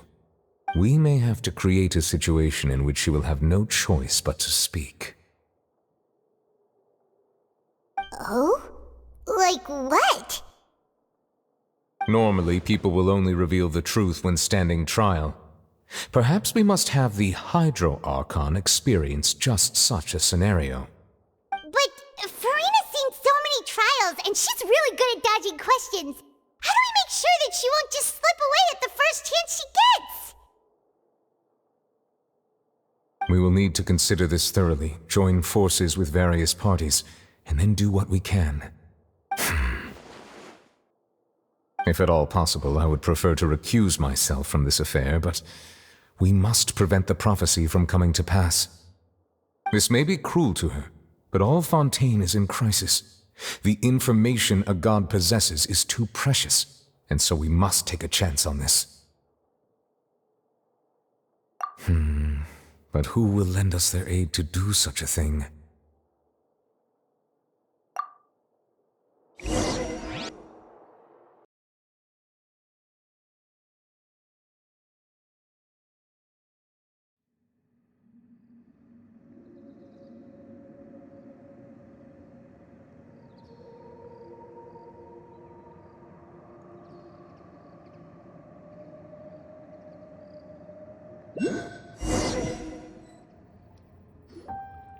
Well, that's everyone, huh? Speaking of which, it was pretty smart of you to think of hiding here. Poisson was just involved in a disaster, so it's presently devoid of people. That naturally makes it the best choice. And here you are drinking tea like it's the most natural thing in the world, huh? That's what family should do. Sit and enjoy a leisurely time together. It's nice to enjoy tea here, you know? Care for a cup? Lend me your ears, everyone. Or perhaps one of you might like to start us off. How about you, friend? Me? No, I don't think I can. Then, how about you, good sir? I fear that I will cause the mood on this boat to become as somber as it is in court. Well then, I guess we're lucky we've got a local like me to organize things. Wonderful, the spotlight at last. I guess I'll be facilitating things from here. That was a little long-winded, don't you think? Oh, you might be right. Anyway, to cut to the chase, our friend here, the Traveler, has brought us together to discuss something. As for what that is, well, let's start by saying that we'll be pooling our efforts together to create a series of traps. Oh, how intriguing. Well, it's just an expression, really. One that I just learned from Chlorand, and used on the spot. So, let's invite her to explain in detail. A round of applause, please.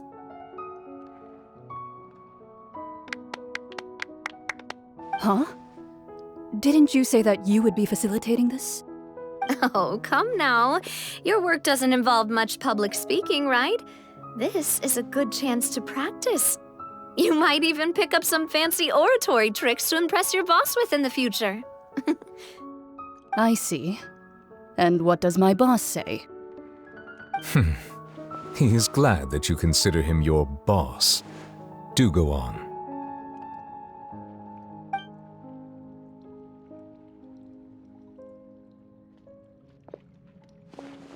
In that case, do any of you have experience hunting? Not that I recall. Fremine and I once used a wooden stick in a basket to catch wild rabbits when we were younger. As for Lynette, oh, right. You were sick that day, weren't you? I've also gone diving to catch some fish before. Does that count? I'm afraid not. You may or may not have heard, but Fontaine once played host to a group known as the Marechaussee Hunters. Though that was their name, they did not hunt animals, but rather various monsters left behind by the ancient dynasty of King Remus. Today, Fontaine's monster population has already thinned greatly, so the hunters have blended back into society, taking up arms in other lines of work.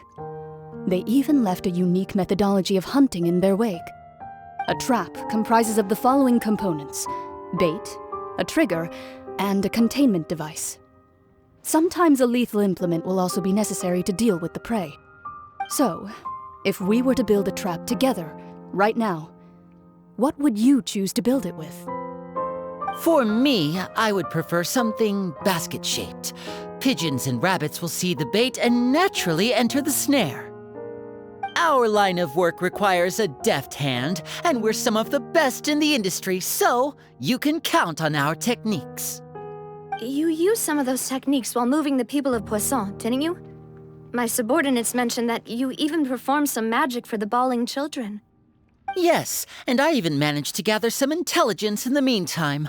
I'm quite the multitasker if I do say so myself. I'm afraid I can't claim that as my strong suit. I prefer more stable methods, like placing bait in the water and waiting for the fish to come within reach. That's the kind of method I would count on. Calm and steady. Exactly the kind of person who would catch loads of fish. And I can be their assistant. With discretion, I'm sure. I'd probably use some sort of mechanical animal. Papa once bought me some small clockwork squirrels, mice, and such. When placed in the forest, they can attract others of their kind. I remember that you liked those too, didn't you? I did. And that would be a good way to go about it. If they're realistic enough, animals of the same kind will follow them all the way to the trap. What about you, Monsieur Neuvillette? I fear I do not have any related experience.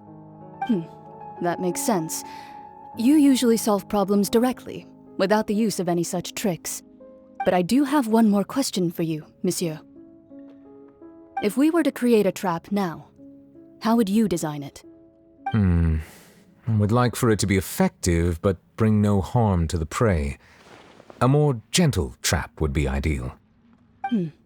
Kind, as always. However, our intention doesn't necessarily change the containment device and the type of implement we need. If we wanted to kill the prey in one strike, we would need a powerful implement. However, that also goes for prey that must be captured and safely contained. Wait, why's that? Only a hunter who's a true expert at subduing their prey can snare it without harming it. The line that divides life and death is often exceedingly thin. So are we going hunting together? We hadn't thought of seeing ourselves as hunters. It kinda works, but maybe it's still not the best metaphor. If our means of capturing and dealing with our prey is to put them on trial, then the hunting metaphor is actually quite accurate. But we shall require much more courage than any hunter to judge a god, a being whose seat is an exalted throne.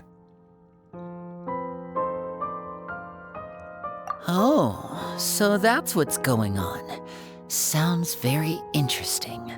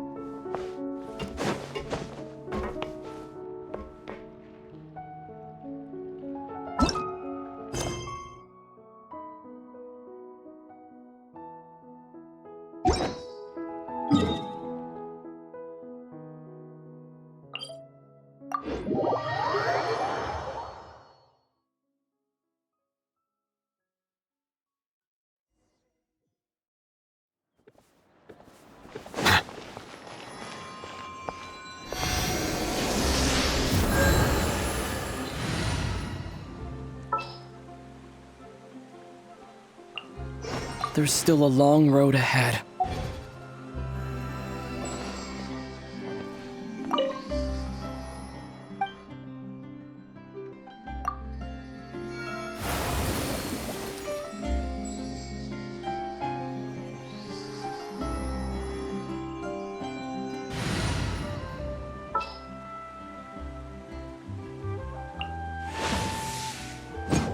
Thank you for permitting. No, invite.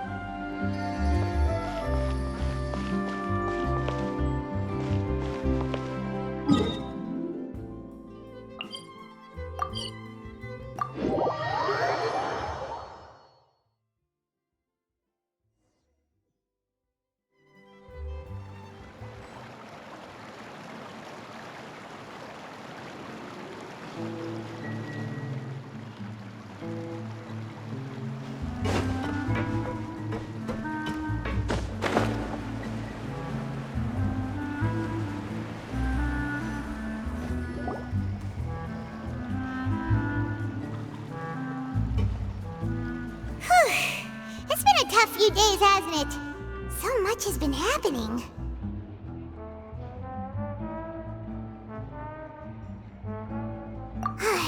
Paimon didn't think the meetings would go on for so long, but everyone seemed pretty fired up, huh?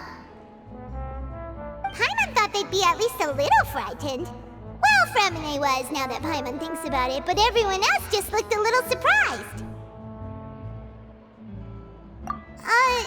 Well... It's hard to say. Paimon doesn't have any experience with this sort of thing. But with you around, Paimon sure will do great. After all, you're the most reliable person in the world, aren't you? Huh?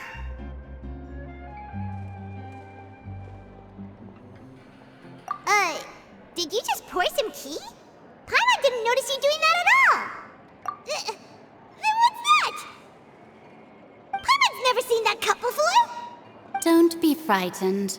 I'm just joining you two for tea. I merely refrained from saying anything till now. Who's that voice? But there's no one here. Ah, have you forgotten me already?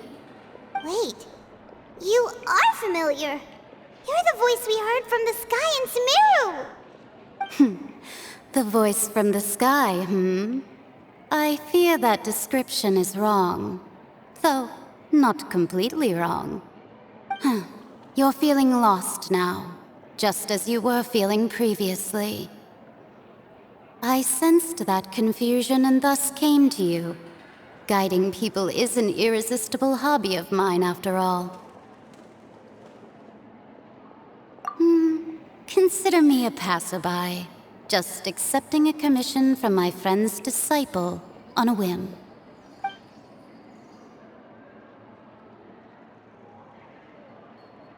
The prophecy.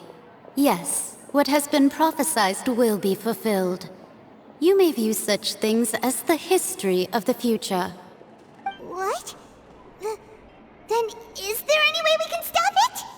I believe you have witnessed a failed attempt with your own eyes. Can everything in Teyvat so easily be changed?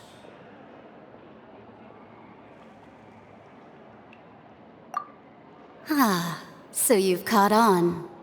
Just as prophecies are usually only the future as seen from the perspectives of the gods, could things be happening in hidden corners where the gods' gaze does not fall? Are the things that you shall see different from the fate that the gods perceive?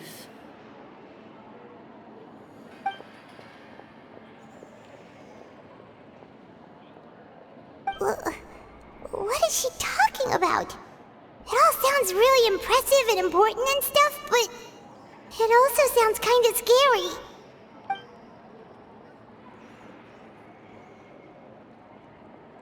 I believe that you understand, right? Some things are insignificant, but others you must reach out to change. Ultimately, fate shall serve as your only guide, no matter what will happen in Teyvat's future.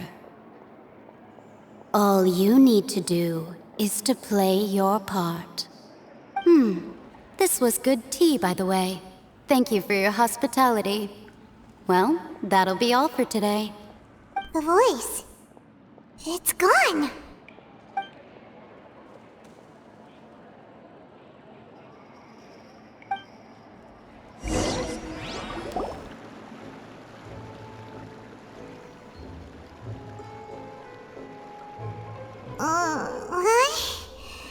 I hear someone talking.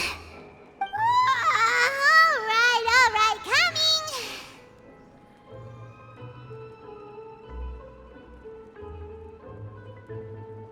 Hey, it's you who's getting lazy, okay? Well, I see I've walked in on some lively banter. Luna! Fine, just fine.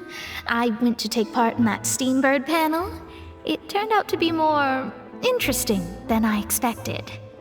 Not all Fontainians are pessimistic about this. One journalist mentioned that sitting around and waiting for the end to come would be wrong, and that they should make their own rescue preparations.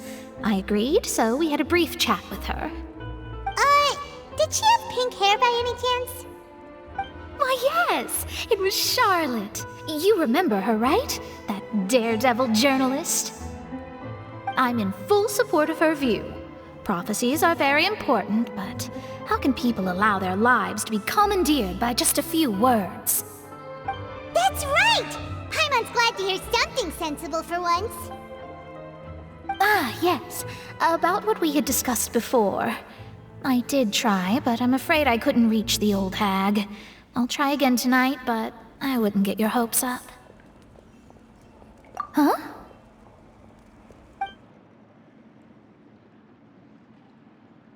Goodness gracious. Are you serious?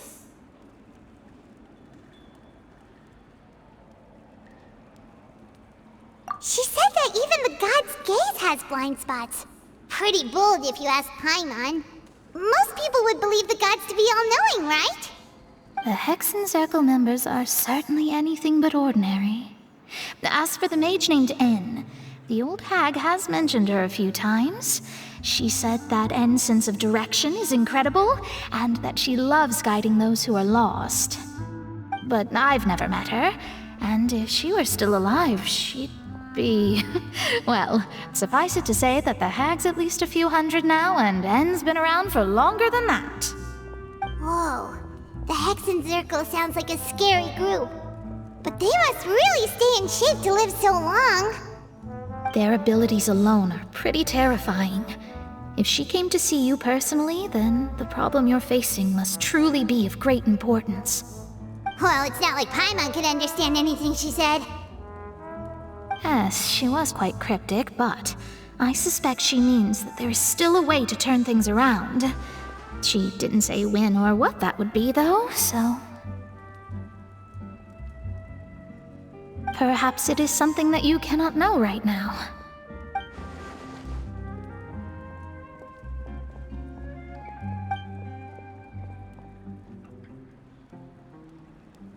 Traveler, Paimon, are you two all right? Oh, we're fine. We're just a little down right now. It kind of feels like the end is coming, you know? I see. I feel that same sense of desperation, too. I guess you could consider me someone who has often witnessed fate. So far as I have seen, it cannot be swayed. But even so, I still hope for, and believe in, miracles. Astrology is eternal and rational, but fate may not be. It is cruel, but it can also be beautiful. Perhaps that's what En was trying to tell you. Not to lose heart, and to believe that what you are seeing playing out before you is not yet set in stone. I did originally think of steering clear of all this, but I couldn't. Even if this is all futile, I still wish to help everyone. If we don't struggle to the last, then how can we face the end when it comes? Huh. You do have a point. There I go, talking about astrological principles again. Sorry about that. The moment I start talking about work-related stuff... I need to get going.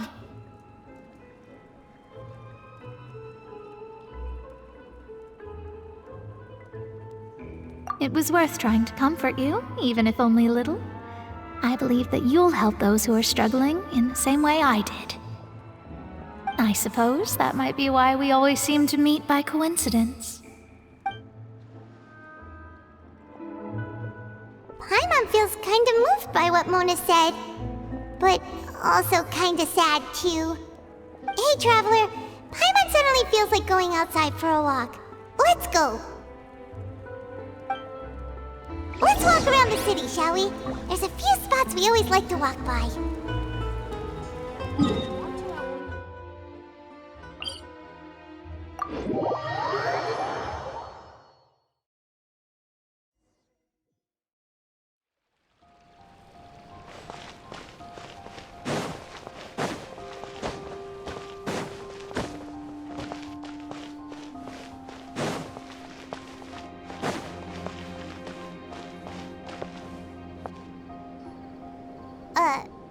Huh? Our names are written in this newspaper. What's going on? Let Paimon see! The underwater stronghold, the Fortress of Meripede, has continued in its noble autonomy, but that does not mean that others cannot interact with it. My recent attempts to enter the fortress bore little fruit. Huh. Guess Charlotte still hasn't given up on that. Thus, did an Outlander friend become the focus of this report, a blonde adventurer with their white fairy legends trailing in their wake. It is said that this mysterious traveler once visited the underwater fortress.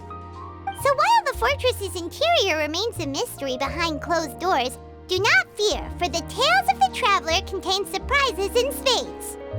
Journalist Charlotte's biggest scoop yet, the Traveler's Trail, World Walker. Huh.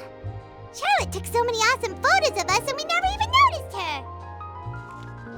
She hasn't been able to get a hold of anything at the fortress, so since we're easier to find, she's using us as the subject matter instead? Ugh, seriously? Well, fine. Those headlines and photos do look cool, so Paimon will forgive her this time.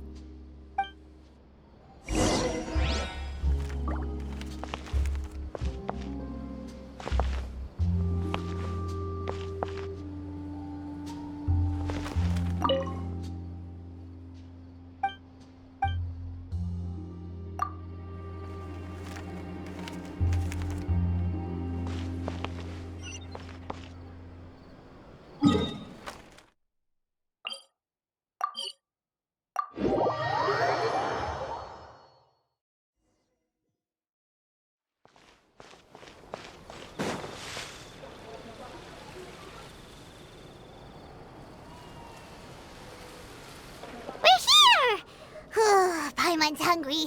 Should we go in and get something to eat?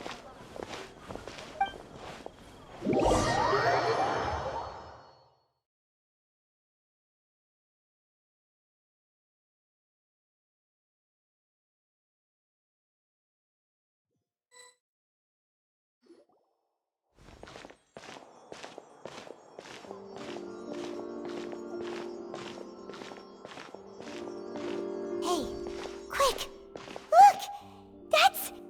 That's the limited edition only 16 slices a day cake! It was so delicious the last time we tried it, despite the tense situation we were in. Let's give it another go. Paimon's sure it'll be great. 1 slice of cake, please. Someone showed up after all. Oh, wait, you're the one from the Palais Mermonia. Oh, are you here to buy cake too? It seems Monsieur Nervalette was right. You really can eat. Wait, did he really say something like that? That's right. Even he has his own preferences when it comes to food.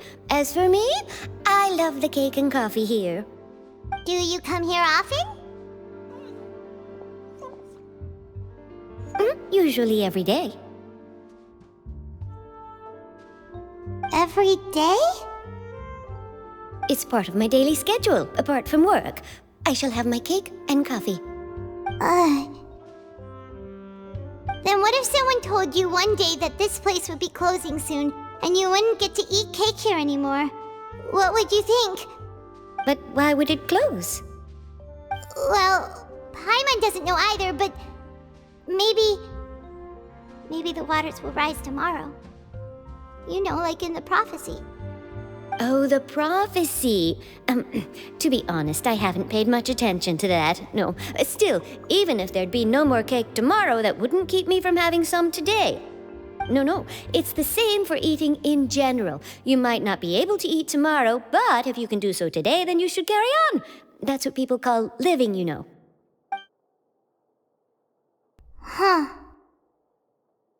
Don't be sad. Excuse me, could I have 2 more slices of cake to go? These 2 slices are for you. Sijuin said that this kind of expression you're making is what humans call being sad. Oh, you know Sijuin? I sure do.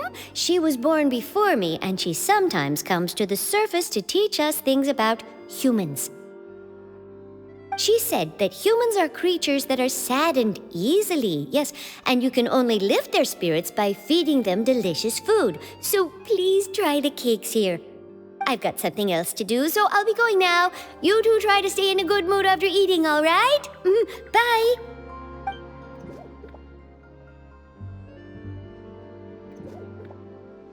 And there she goes.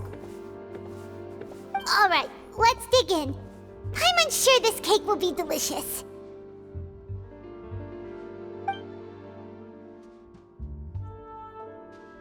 It's more delicious than last time, and the flavor gets even better with a sip of tea.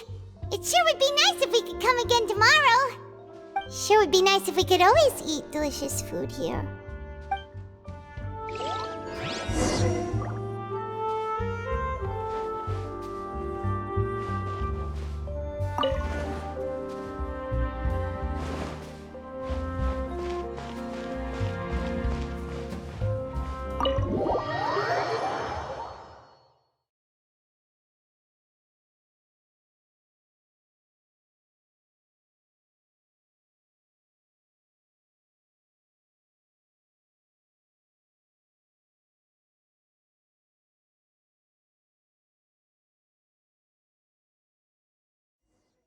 Oh, we're near the Steambird office. Let's go look for Charlotte and have a chat.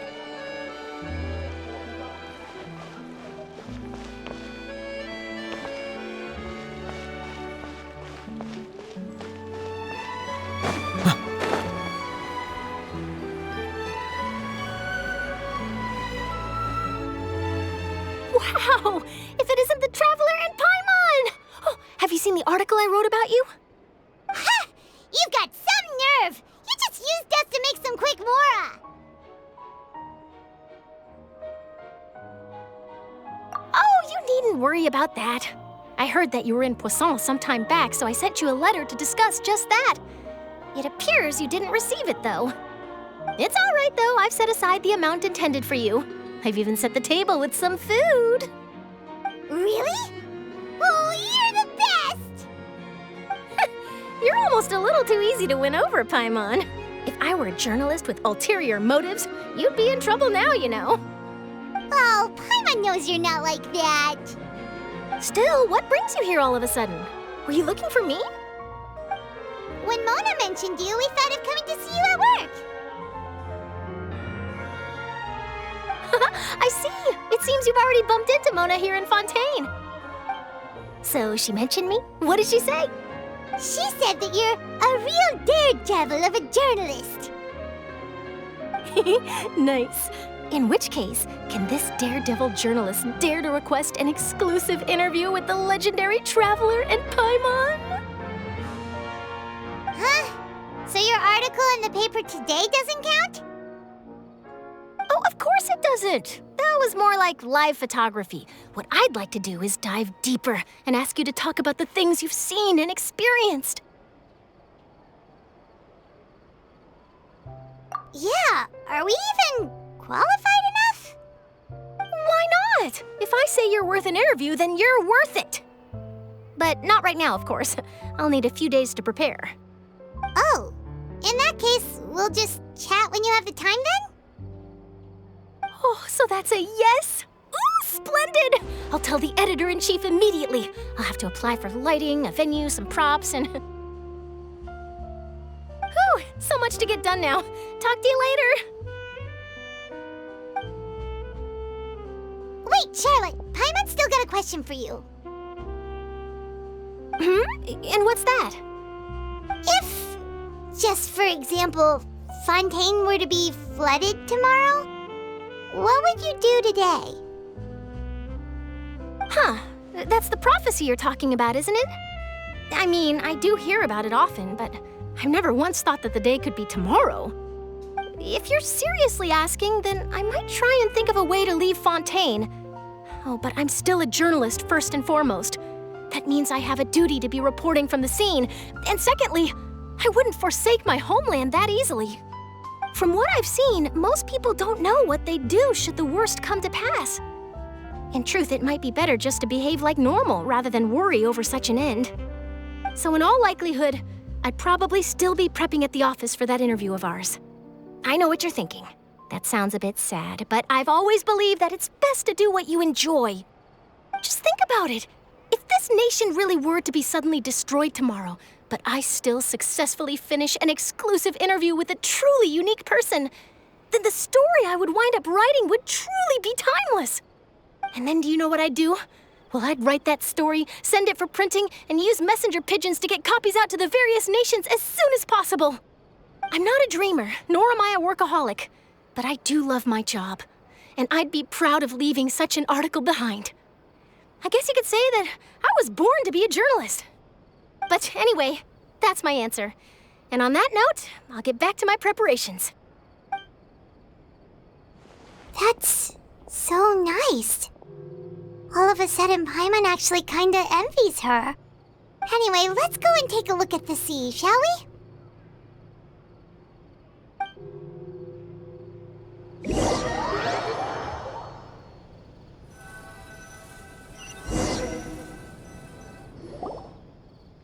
The sea breeze and scenery can be a pretty soothing combo, huh? Paimon's been thinking. If it wasn't Fontaine, but all of Tevat that would be destroyed tomorrow, where would we go and what would we do? No, Paimon should ask, if you could choose, what would you like to do?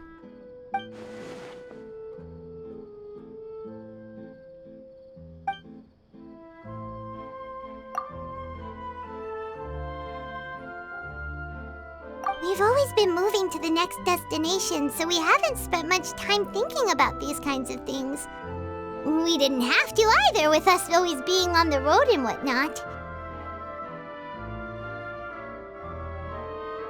You mean, still traveling?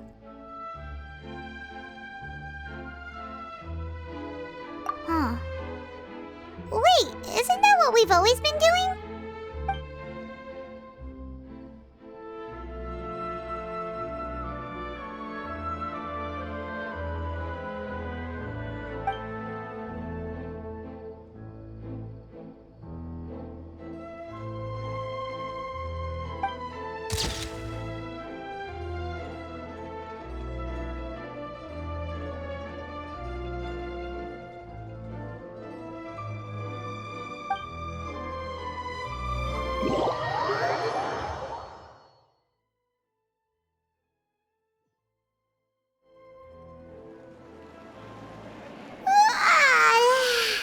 Feels like you'll grow mold if you stay here long enough.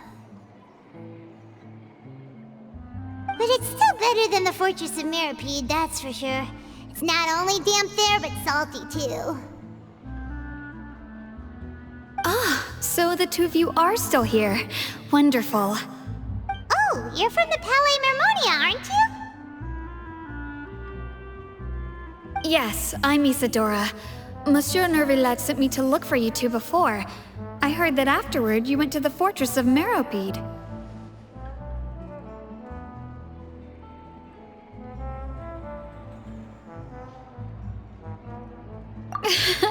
Not at all. I'm well aware that you're friends of his. Actually, I'm here to pass along a message from him.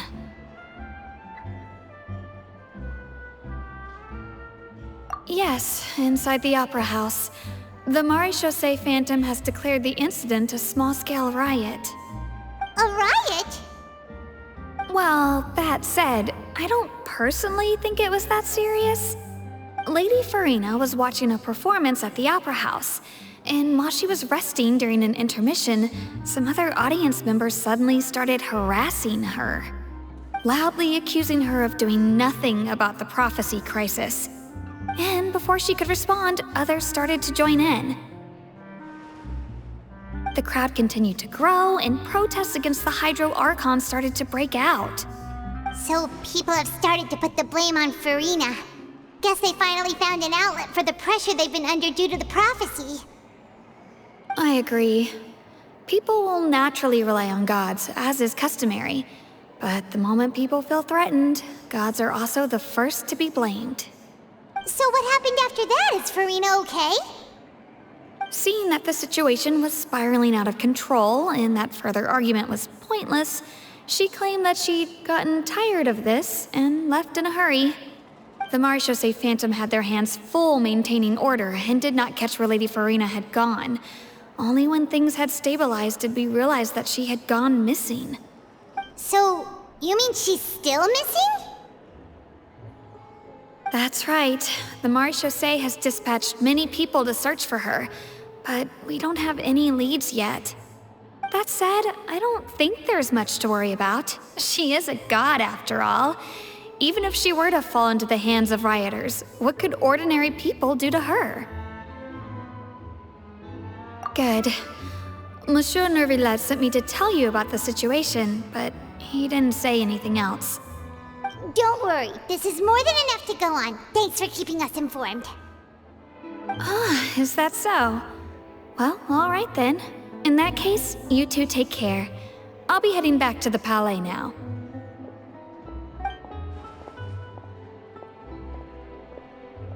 Well, sounds like we should hurry over to Poisson then. If we know Farina, she won't try to fix things in this situation. Instead, she'll look for a place to wait out the heat. And, as we also know, she may be loud and dramatic, but she doesn't have a heart of stone. When Nervillet was talking to her in the Palais Mermonia, and she heard about Poisson, she couldn't hide her sadness and remorse. It would be hard for her to ignore being accused by the public today. Paimon thinks Farina's probably taken the opportunity to slip away to Poisson and try to relieve the sense of guilt that she's feeling. Huh. Well, what do you think? Paimon knows the answer, of course, but Paimon can do the analysis to back it up, too. Cool, huh?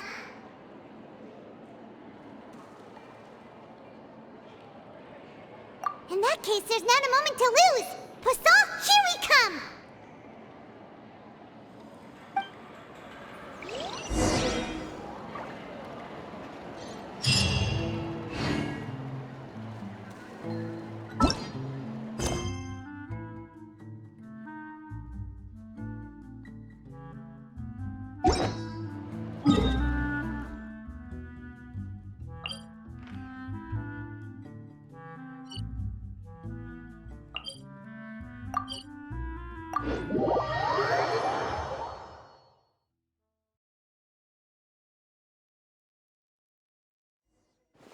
This place looks deserted. Guess all the survivors must have evacuated already. All that's left here are signs of devastation. Could Farina really be here? Let's try to find her as soon as possible.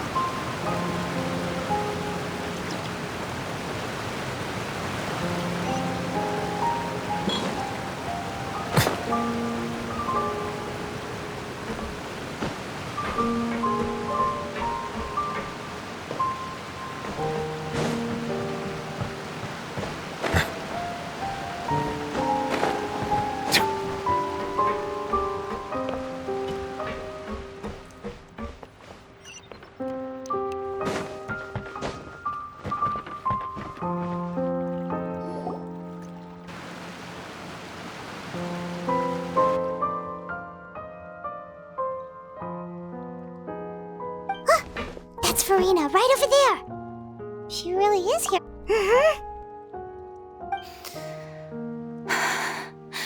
Should I just give up? This is all meaningless. What was meant to happen did happen after all. Everyone's dead. I'm sorry. I am so sorry. Give up, Farina. There's no point in holding out. I'm sorry. But what can I even do other than to repeat meaningless apologies over and over?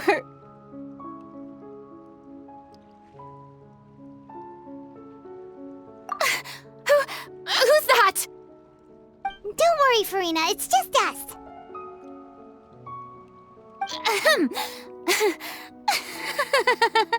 So it is you, blonde traveler from another land. Why, I almost thought you were someone from that mob of my ignorant subjects, come to kneel and beg for my forgiveness. Farina, you were crying just now, weren't you? The tear stains on your face are obvious. What do you mean, tear stains? Oh, I remember. The show at the Opera House earlier this morning was so moving. I'm still trying to process it. Who did that uncivilized rabble think they were, disturbing my enjoyment of the arts? They even dare to tout their Archon. I must teach them a lesson. I can just imagine their twisted and frustrated faces once they realize that I'm nowhere to be found. Oh, and I'm sure Nouvellette and those people from the Maréchaussée Phantom are freaking out right next to them, too.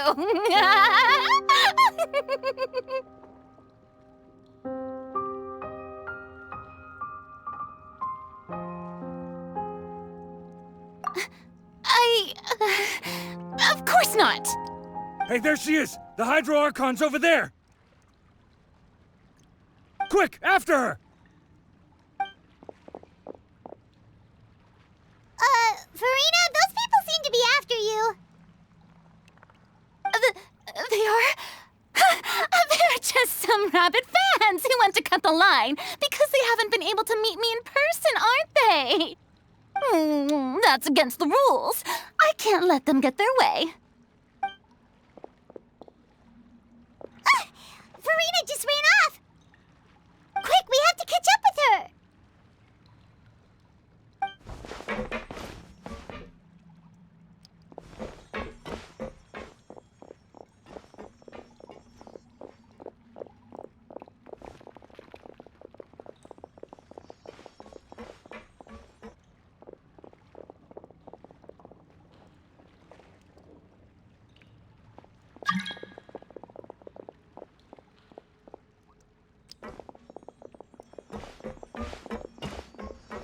This should be the place, right? Hey, Farina! There's a good hiding spot over here. Quick, come to Paimon before the rest of them catch up to you. What is this place? Hurry, they're almost here! Fine. I suppose haste is warranted. Lead the way.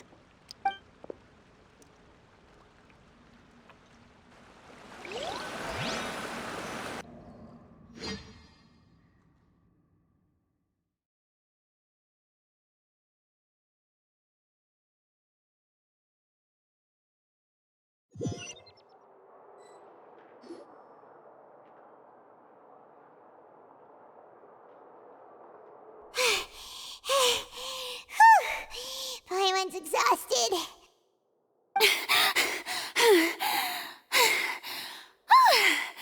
I'm so tired. I totally thought they had caught me. No, I merely gave in to the sheer enthusiasm they displayed.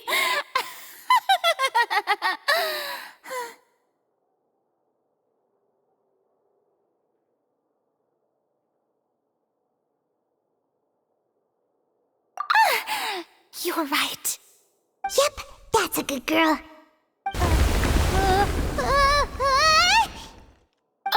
What's happening? The ground's shaking. Is it an earthquake? earthquake of this kind preceded the flooding in Poisson, didn't it? It can't be. It's happening again. Well, there's no need to worry too much about that. Neverlette's made some emergency plans, so the evacuation should go a lot smoother this time. Yeah, I hope you're right. But the people of Poisson, they've already...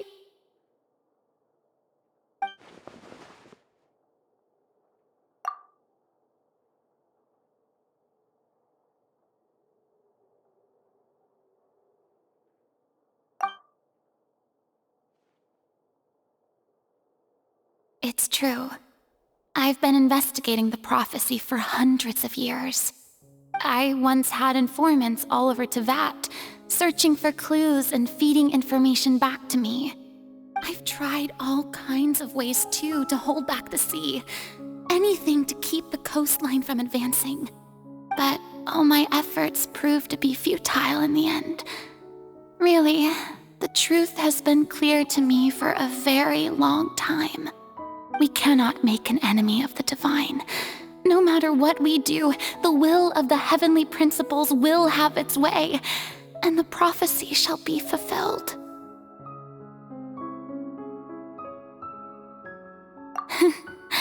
Give up. I do love the sound of that phrase. It would mean finally coming to terms with fate, but also for me to finally be free.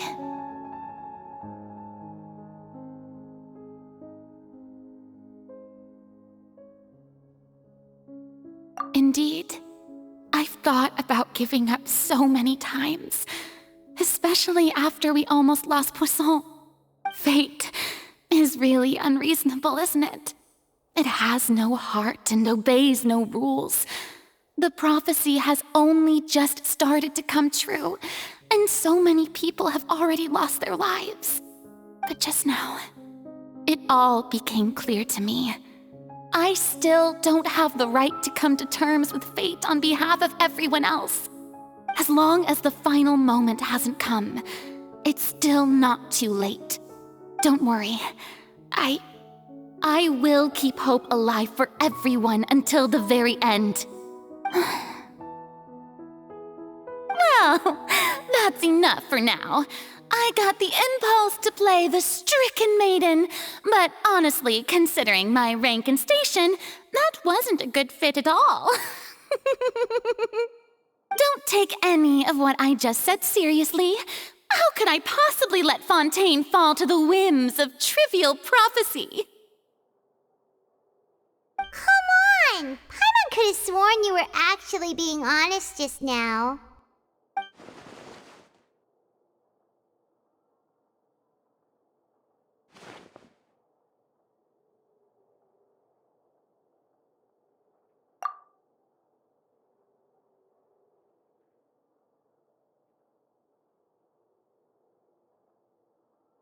Share my burden.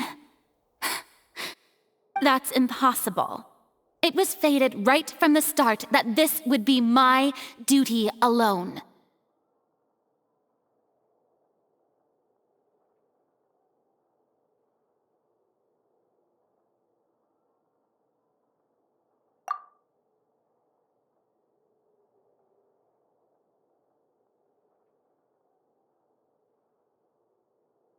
A witness. Yes, I've heard that you came to Tevat from beyond the stars, yes. In other words, you never belonged here. And if Tevat is, in its entirety, a show on a stage, then you're just a spectator, aren't you?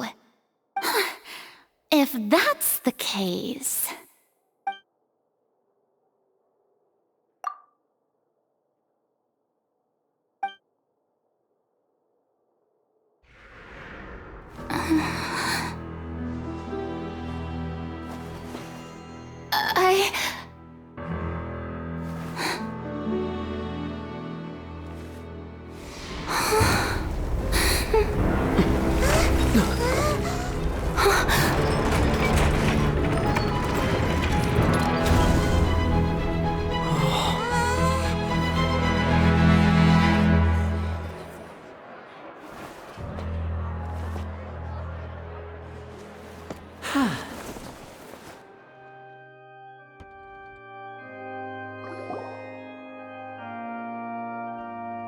Ladies and gentlemen, this concludes my opening performance. Now, without further ado, we may proceed to the trial of our god. So this is what it is. Yes, you deserve praise for the effort you took to raise the dramatic stakes. Do not forget, however, that I am Focalor, the god of justice, the embodiment of justice itself. Does it not strike you as even the least bit absurd to bring the very concept of justice to trial? May I interpret these words as your refusal to stand trial? In that case, you will have the opportunity to defend your honor through a duel. You would draw your blade against a god? I see. It seems like you have made up your mind.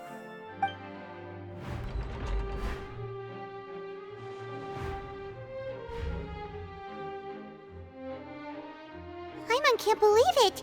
She just surrendered. What the heck is going on? Did I just see an Archon surrender to a human? Wow, how utterly humiliating.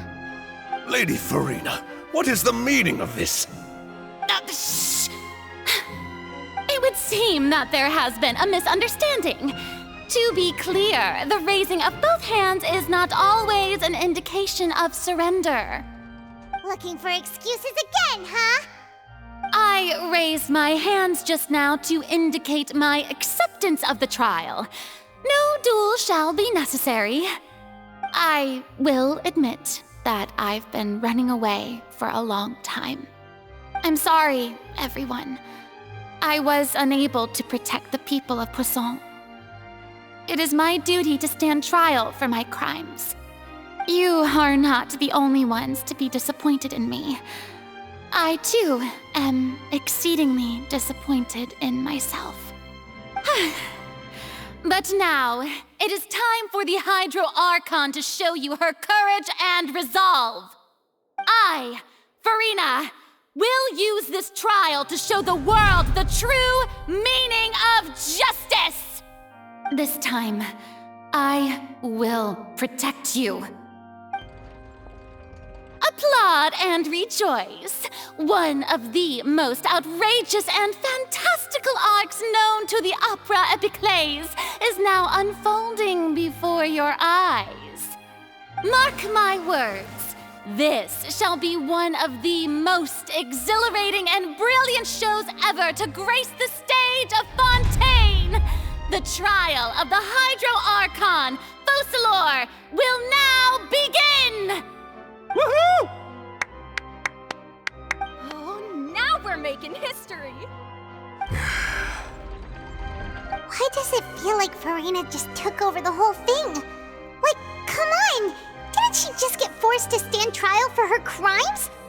Also, even though she's still acting super dramatic, she is taking this seriously this time, right? All right, then. Who will be my opponent in this trial? The court asks the prosecutor to please take the stand. Is that so? Very well. Then please speak, witness of Tivat, my accuser and fated opponent.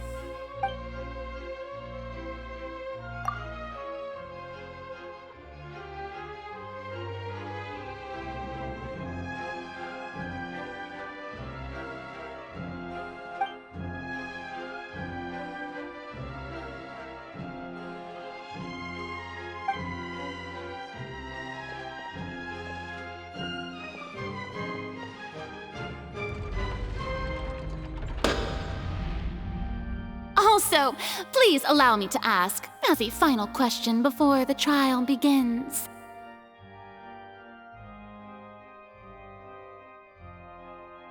Just how much work did you do to force me onto this stage? Well, we did do a lot of prep after the meeting that day.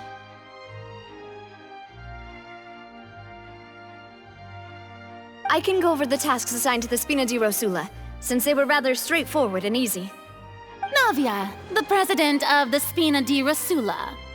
Most of the people who participated in the disturbance this morning were my subordinates. They changed into plain clothes and came to the Opera House as regular audience members, waiting for the perfect opportunity to incite insurrection against you.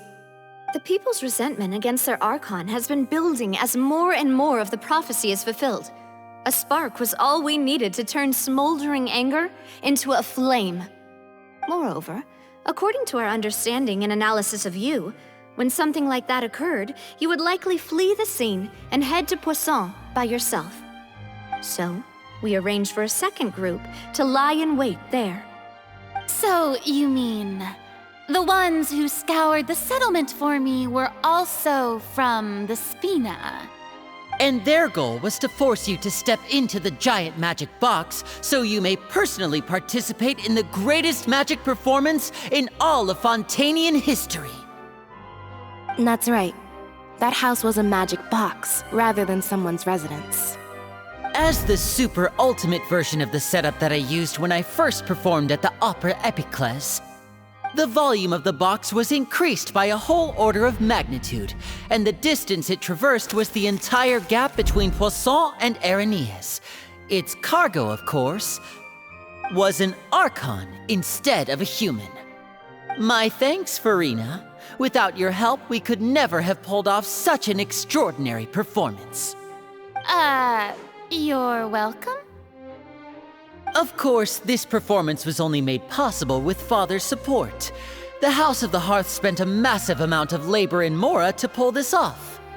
We had to select a location, construct the giant magic box, dig a tunnel, and open up a path through the water. It was a lot of work for all of us. So, in other words, the earthquake that we felt within the giant magic box was just a normal tremor from the transportation of the whole house? That's right. It wasn't a sign of another disaster to come.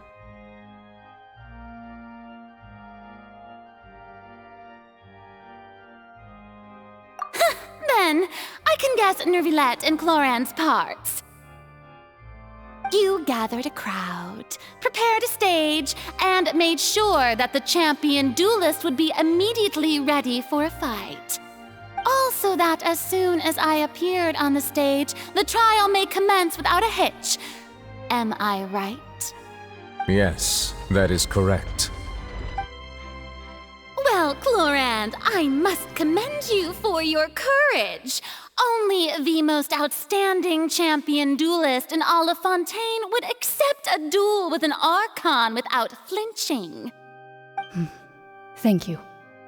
As for you, Traveler, I suppose your role was to keep me distracted with conversation once you found me in Poisson.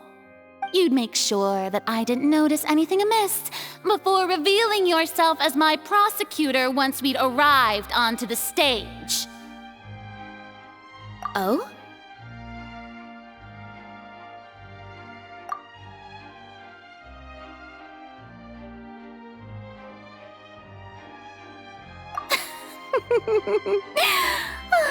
Is that so? Then I suppose I must have missed my final chance. It's fine. It matters not. What's done is done. The stage is already set, so there's no reason to disappoint the audience. Let's see this trial through to the very end.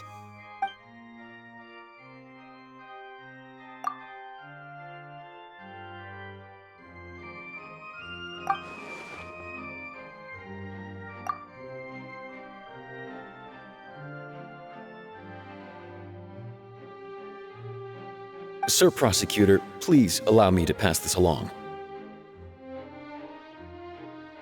This is a document that Miss Charlotte applied for and received permission to share with you during the trial. According to her, it should speed up the proceedings. Huh? Charlotte wanted to give us something? Oh, so she's here too! Hey, Charlotte! Oh, Leb Hymansi! Isn't this the exclusive interview that she did with us before? So she's already finished it, huh? Wait, then that means this document is a perfect timeline of everything that's happened ever since we stepped foot in Fontaine! So in other words, we can refer to this anthology of evidence every time we want to use something from our journey as evidence for an argument!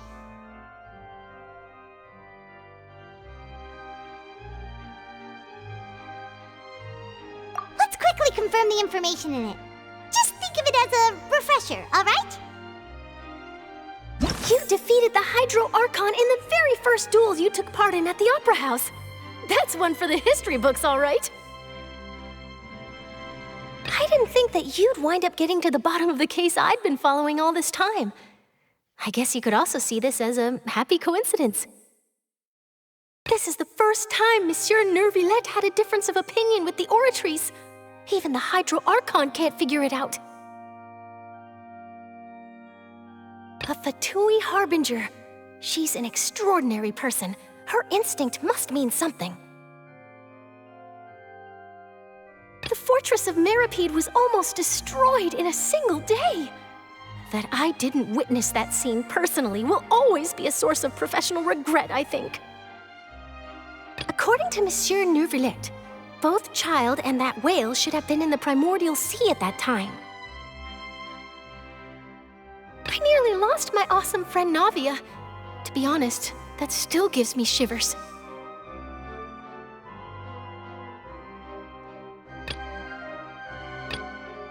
According to Monsieur Neuvillette, both Child and that whale should have been in the primordial sea at that time. I nearly lost my awesome friend Navia. To be honest, that still gives me shivers. The words of someone as extraordinary as a witch can probably only be truly understood when something surreal happens to you.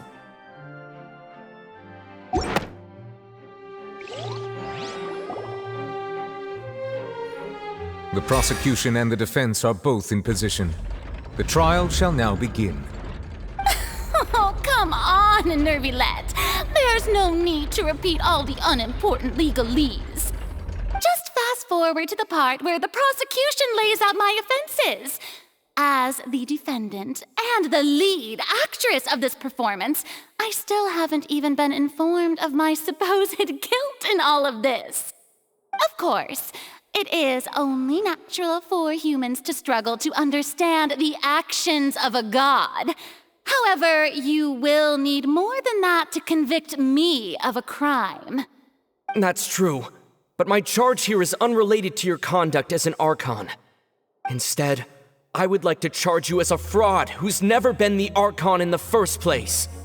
Wait, what was that? Lady Farina's a fraud?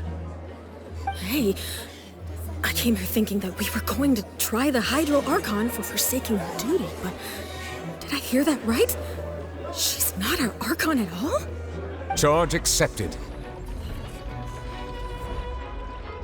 Lady Farina, do you plead guilty to the charge?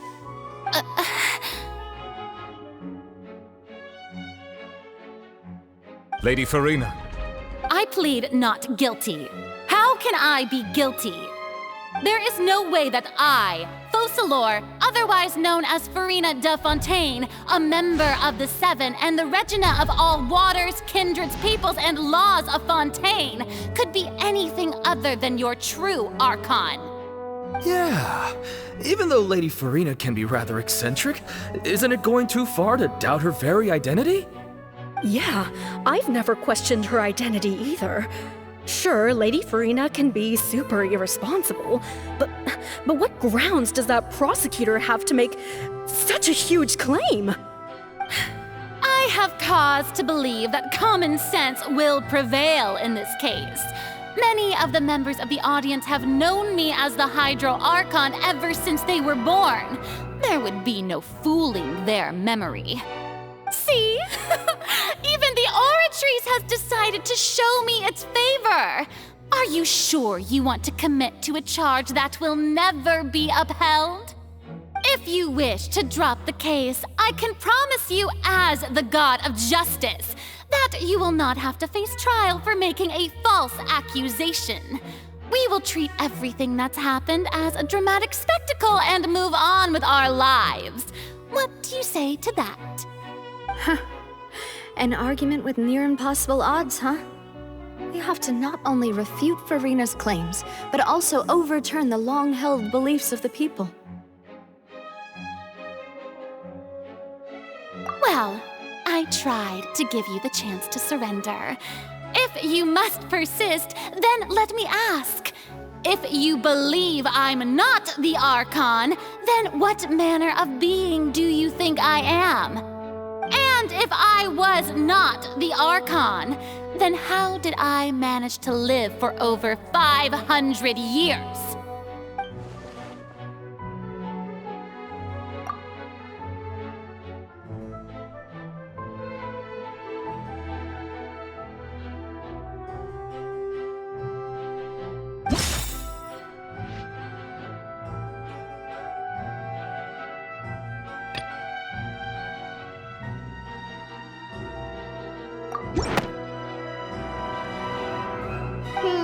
That doesn't sound right.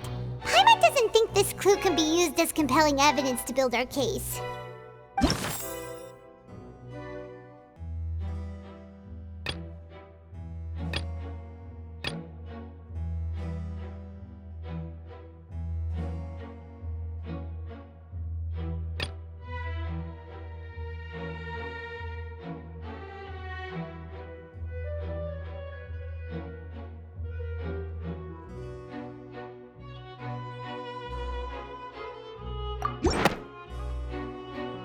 First of all, you may be a member of another long-lived race, which would allow you to naturally possess an extended lifespan. And second of all, even if that wasn't the case, there could be other ways to extend your life. Who gave you that idea? Was it the knave? You'd sink so low as to use a harbinger's words against me. A curse? I once thought it possible that the aura of an Archon might naturally resemble a type of curse.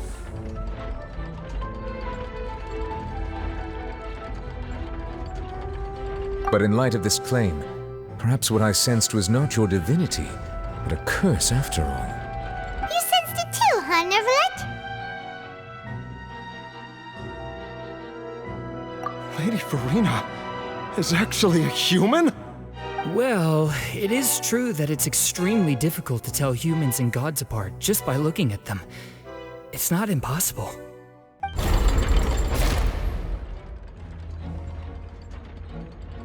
Well, don't start celebrating too early now. Even if I have been carrying a curse like you said, how does that prove that I am merely a human being? Besides, everyone knows that the main difference between a human and a god is the possession of authority. Gods can do what humans cannot. That's why they're worshipped as gods. For centuries, manifestations of my authority have served the nation of Fontaine. One need only to turn their eyes towards the Oratrice Mécanique d'Analyse Cardinal in this very opera house, or consider the endemnitium that is used in every aspect of life.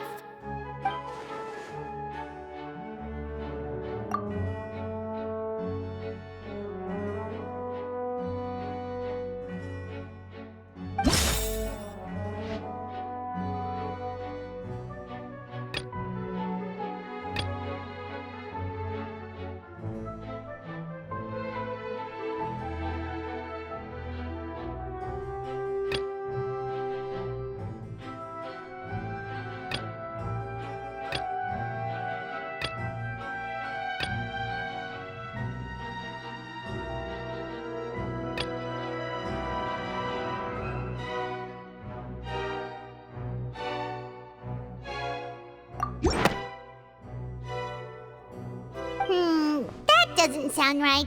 Paimon doesn't think this clue can be used as compelling.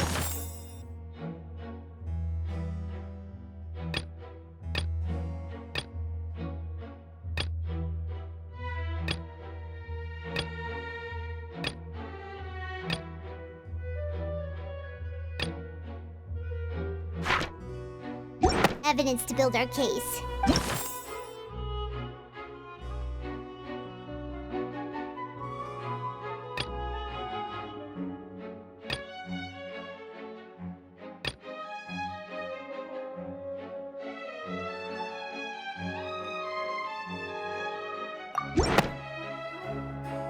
You tried to reference the Oratrice, but weren't you as confused as all the rest of us when the Oratrice declared Child to be guilty without any proof?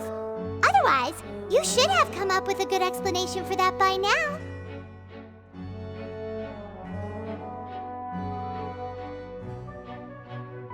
Didn't I make myself clear at the time? The decisions of the gods are naturally difficult for humans to comprehend. There is no need to provide an explanation. Lady Farina, I believe a reminder of your current circumstances is in order. While the court is in session, the principles of justice and the law must come before all else. While you are an Archon, you are also first and foremost the defendant in this trial. You will prove yourself unable to defend against the prosecution's charges if you continue to withhold vital information against the rules of the court. I never thought you'd use that kind of rhetoric against me. That was no trick of rhetoric, Lady Farina. I've merely reiterated the rules of the court. Rules that all should respect and follow. So, you neither knew why Child was declared guilty, nor did you understand the structure and operations of the Oratrice. Instead of having been created by you, the manifestations of authority you mentioned have been made by the real Hydro Archon, haven't they? The real Hydro Archon? Well, now you're really losing me. It is true that I did not know why the Oratrice gave out a guilty verdict that day. But the Oratrice handed out that verdict unilaterally, and it has been operating independently ever since it was first created. You can't argue that just because a divine creation is flawed, that the god behind it must also be no god at all. She's still throwing out all kinds of excuses. Seems like she's confident that we won't be able to produce proof that she has no power over the Oratrice. My power as an Archon. There are many ordinary citizens in the audience. How can I just carelessly demonstrate the formidable power of an Archon? If that poses a concern, I'm prepared to extend my protection to the audience. You don't need to go that far.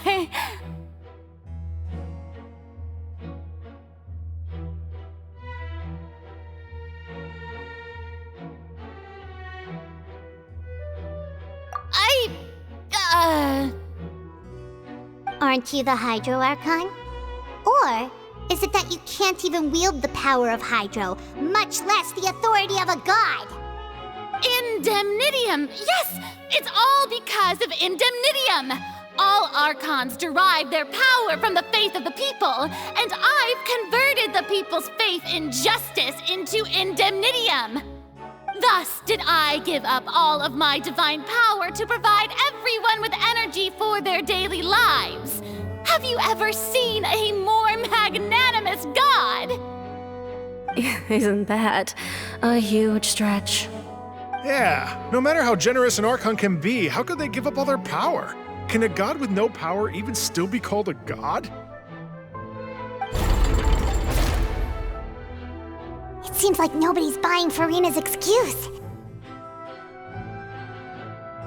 Hey, come now, everyone! Please don't stare at me as if I was a liar! I'm still the same Farina you knew, right? The one that you loved! Shouldn't you want to believe in me? Please? You've got to believe me! If what the prosecutor said is true, she really has committed a grave offense. Did she deceive all of us? And all of our parents and grandparents too? And all of our ancestors? Ever since they were born? Enough! That's enough! Tell me then, if I'm not the real Hydro Archon, then who is? If you have no evidence of another Hydro Archon's existence, nor can you find anyone who can back up their claim to be such, then what grounds have you to say that I'm not actually the real deal? Wow, she came up with yet another argument. How can we refute her now? Seems like she really doesn't want to give up.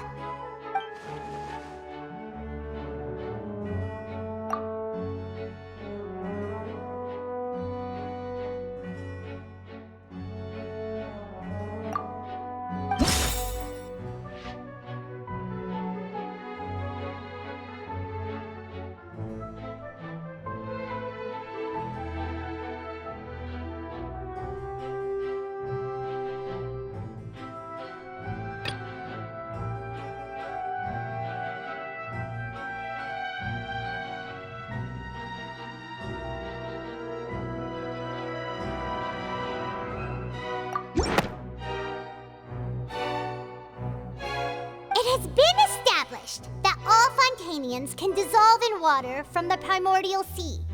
And that means... Since you insist on claiming to be a god and not a human, then there's a method that you can use right here and now to eliminate all suspicions of you being the latter. Miss Navia, please apply to serve as a temporary attorney for the prosecution before addressing the court. Though you act in partnership with the prosecutor, you must still adhere to proper procedure. Super sorry, Monsieur Chief Justice. I swear this really will be the last time that I'll speak out of turn. Now, I've brought some seawater from Poisson. As everyone knows, a massive flood struck the area not long ago, taking many lives, including those of some of my closest friends. So, Miss Farina, would you dare to touch some of this seawater? If we are to believe that you are indeed the real Hydro Archon, touching this seawater would have no effect on you. All it should do is strengthen your case. But if you don't dare to touch it, then we would have basically proved the reverse. Oh, and I must remind you that after the disaster at Poisson, nobody wants to see any more people dissolve. I do hope you'll act prudently and choose the simpler path of admitting guilt. Navia from the Spina di Rosula. The Spina has governed Poisson for many years. I guess her suggestion is valid. If Lady Farina is indeed just a human, she's probably Fontainian like all the rest of us. Would she really dare to try?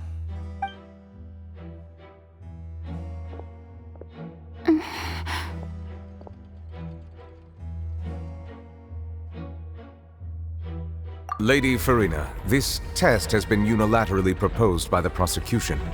As it falls outside the realm of standard court proceedings, you possess the right to decline participation. Well, of course he had to tell her that. But refusing to participate is basically the same as a confession of guilt. She's just staring at the water without saying a single word. It really does seem like she's quite terrified of it. That could only mean... What's going on? Is she really planning to... That's not what we thought she would... Due to the inherent risk of the test, Lady Farina, you may...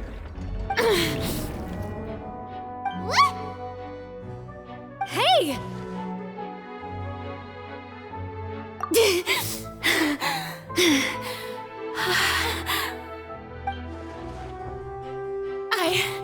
I'm fine! Look at me, everyone! My hand is still here! I haven't been dissolved! Will you believe me now? I really am your Archon!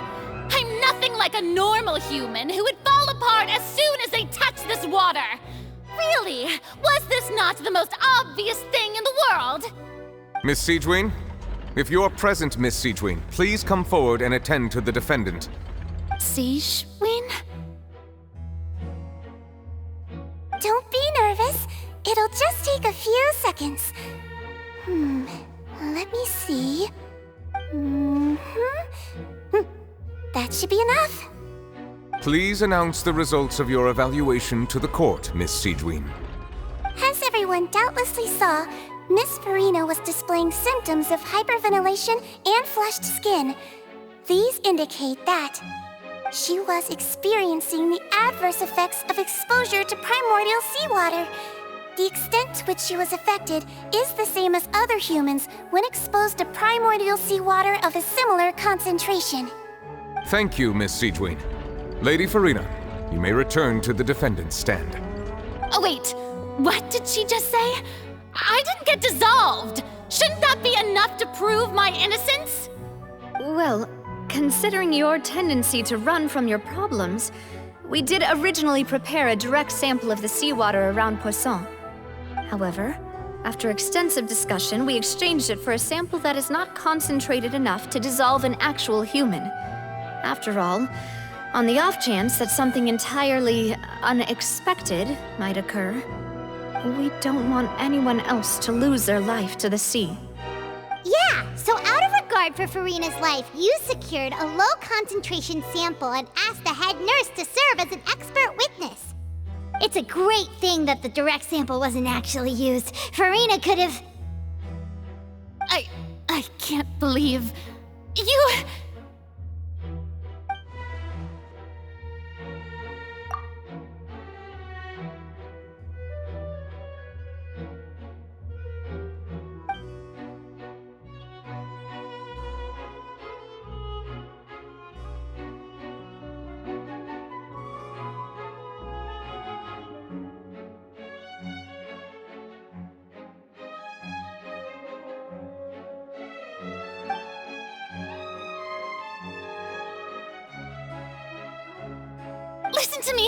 Listen to me, everyone! Please don't give me such cold and disdainful looks! What happened just now didn't prove a single thing! Think about it! How can you conclusively prove that an Archon can't also be affected by the primordial seawater? Also, if I was really just a human, why would I dare to just put my hand in that kind of water?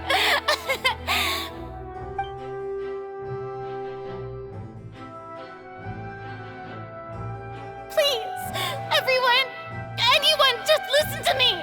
I swear, I really am your Archon!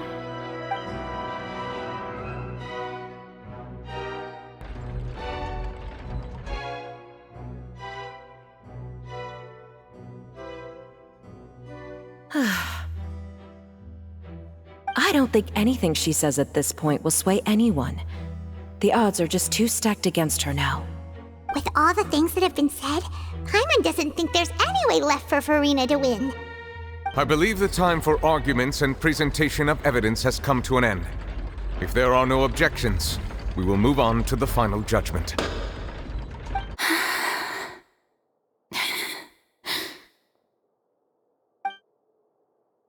I don't think anything she says at this point will sway anyone. She's too stacked against her now.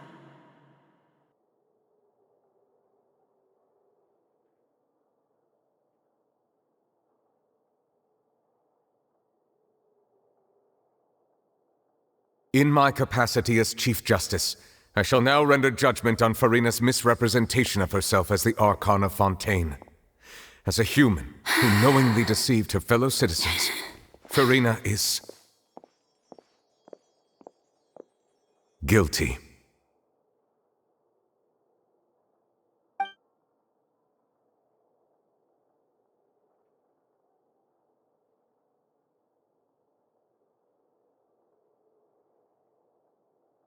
We shall now turn to the Oratrice Mécanique d'Analyse Cardinale to render the final verdict on the charges.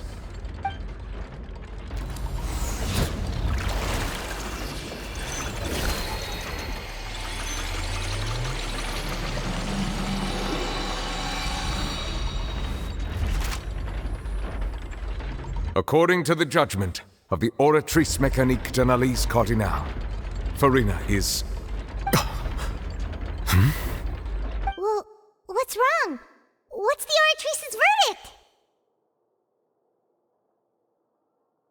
No, the Oratrice also displays a guilty verdict. Isn't that correct then? However, the exact wording of the verdict is thus: the Hydro Archon, Guilty. To be punished via the death sentence. The death sentence? That's actually one of the available sentences? I've always thought that it was just a myth. The one and only time the death sentence has been handed out at the court, and it's been given to the very person we've worshipped as the god of justice? What an unexpected twist. Furina's been sentenced to death by the Oratrice? We just wanted to use the trial to show her the seriousness of things so she'd tell us the truth. How did things escalate this quickly? This outcome is indeed quite strange. According to Fontaine's current definitions of justice, as well as its recommendations for criminal sentences, is this sentence really appropriate for the crimes that have been committed? Yeah! Even Fauché wasn't sentenced to death by the Oratrice. You know, the real evil mastermind behind the serial disappearances case.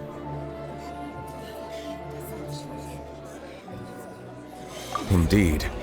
Not only is Furina's sentence overly excessive, the very point of our trial today was also to prove that Furina has never been the Hydro Archon in the first place.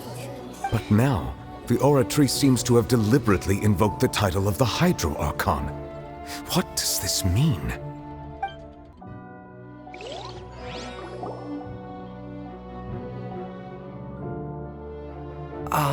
Excuse me, if I may interrupt. Is the trial still going? Fremine! You finally made it. I assume this means you've completed your mission? Mm-hmm. Any mission Father assigns to me will always be top priority.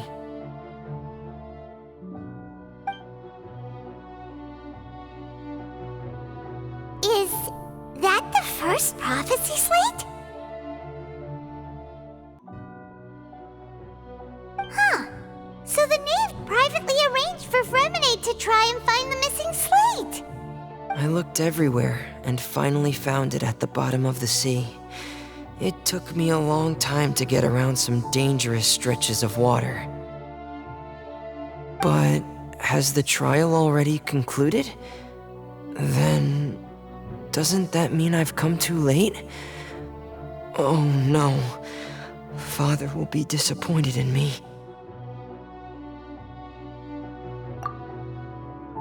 Thank you for your hard work, Mr. Fremine.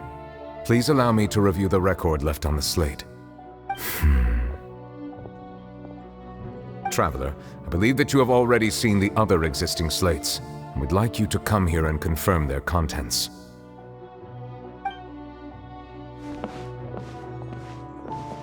Huh? So what do you see? What is it?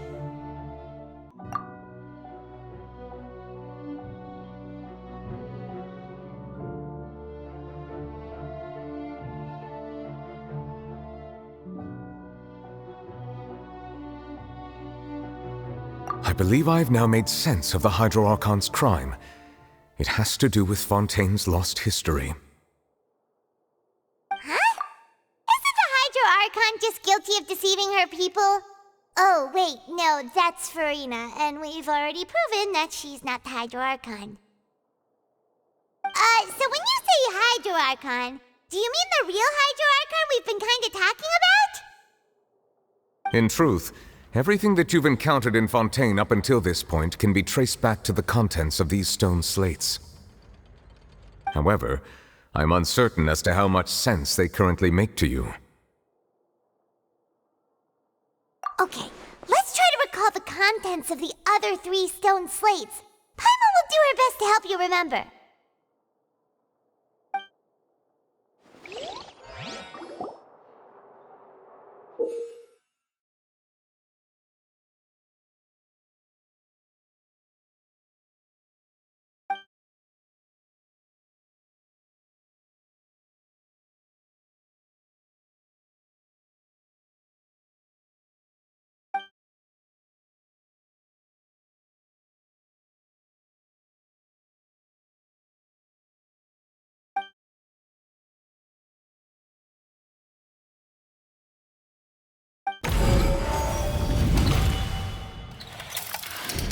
The first stone slate describes what you just said.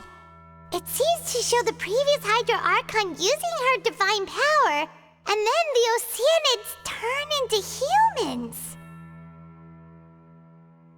Does that mean that Fontanians are transformed Oceanids? Oh, Paimon wasn't expecting that. But if Oceanids can turn into humans, then perhaps this process can be reversed as well. The second stone slate shows Celestia floating in the sky, and the Hydro Archon and her people worshipping it together. But the heavens still brought judgment down upon them.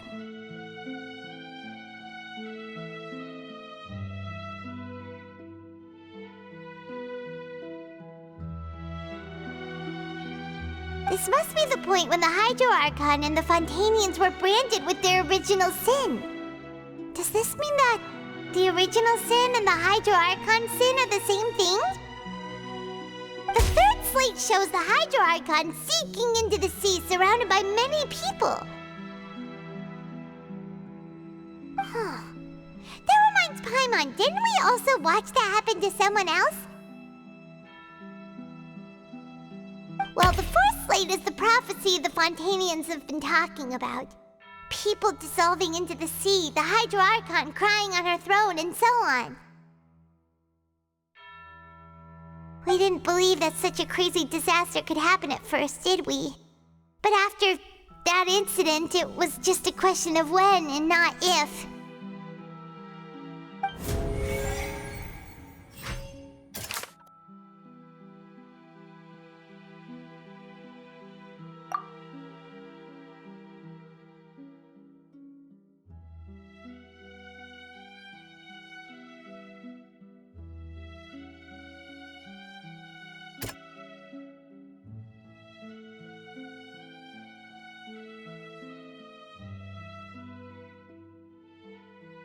That doesn't sound quite right.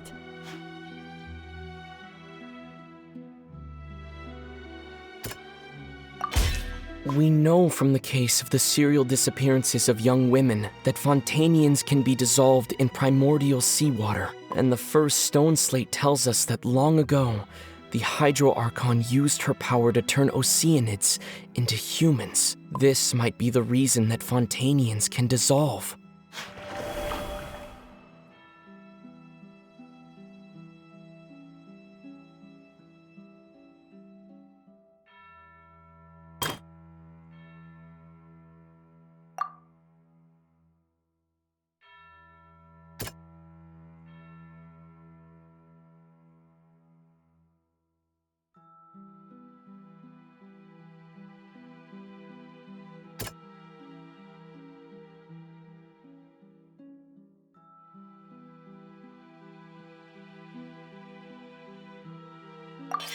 Perhaps what is about to take place has all happened before. The true sin of the Hydro Archon that Nervalette mentioned, and the original sin cast down on the people of Fontaine by Celestia, as recorded on the stone slates.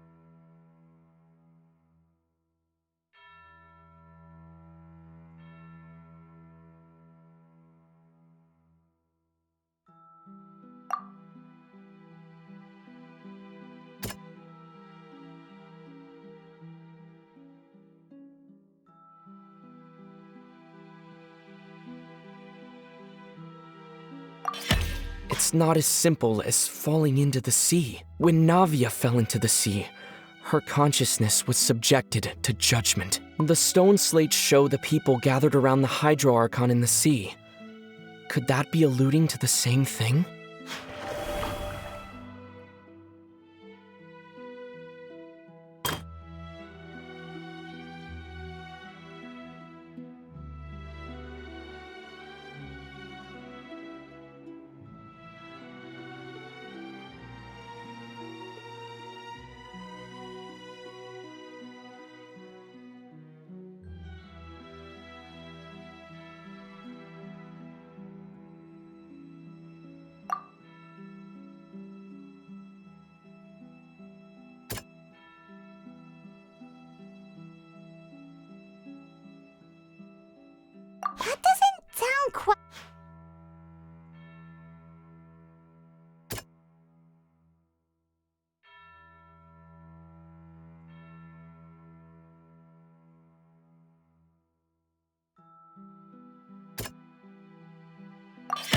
The prophecy from the stone slates found its way into society, but not many people believed it at first. The fortress of Meropide was nearly flooded with primordial seawater, which we know can cause Fontainians to dissolve. It seems increasingly likely that the prophecy may come true. If we hadn't dealt with it in time, things could have gone very badly. They'll dissolve into the primordial sea but won't cease to exist. Their essence will flow in the seawater, converge, and take the form of an oceanid. The Hydro Archon was sentenced to death in court, shocking everyone present.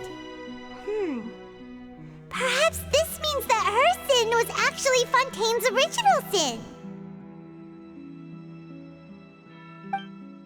Navia fell into the water inside those ruins, and she nearly dissolved. She was surrounded by the people of Poisson in a court within her consciousness, and was forced to take part in a trial meant to make her stay.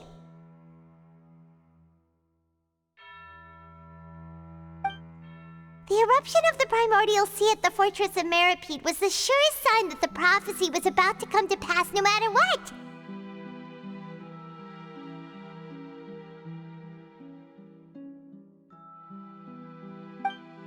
The prophecy's contents can all be verified by recent events. If we combine what we know together, loads of truths should come to light.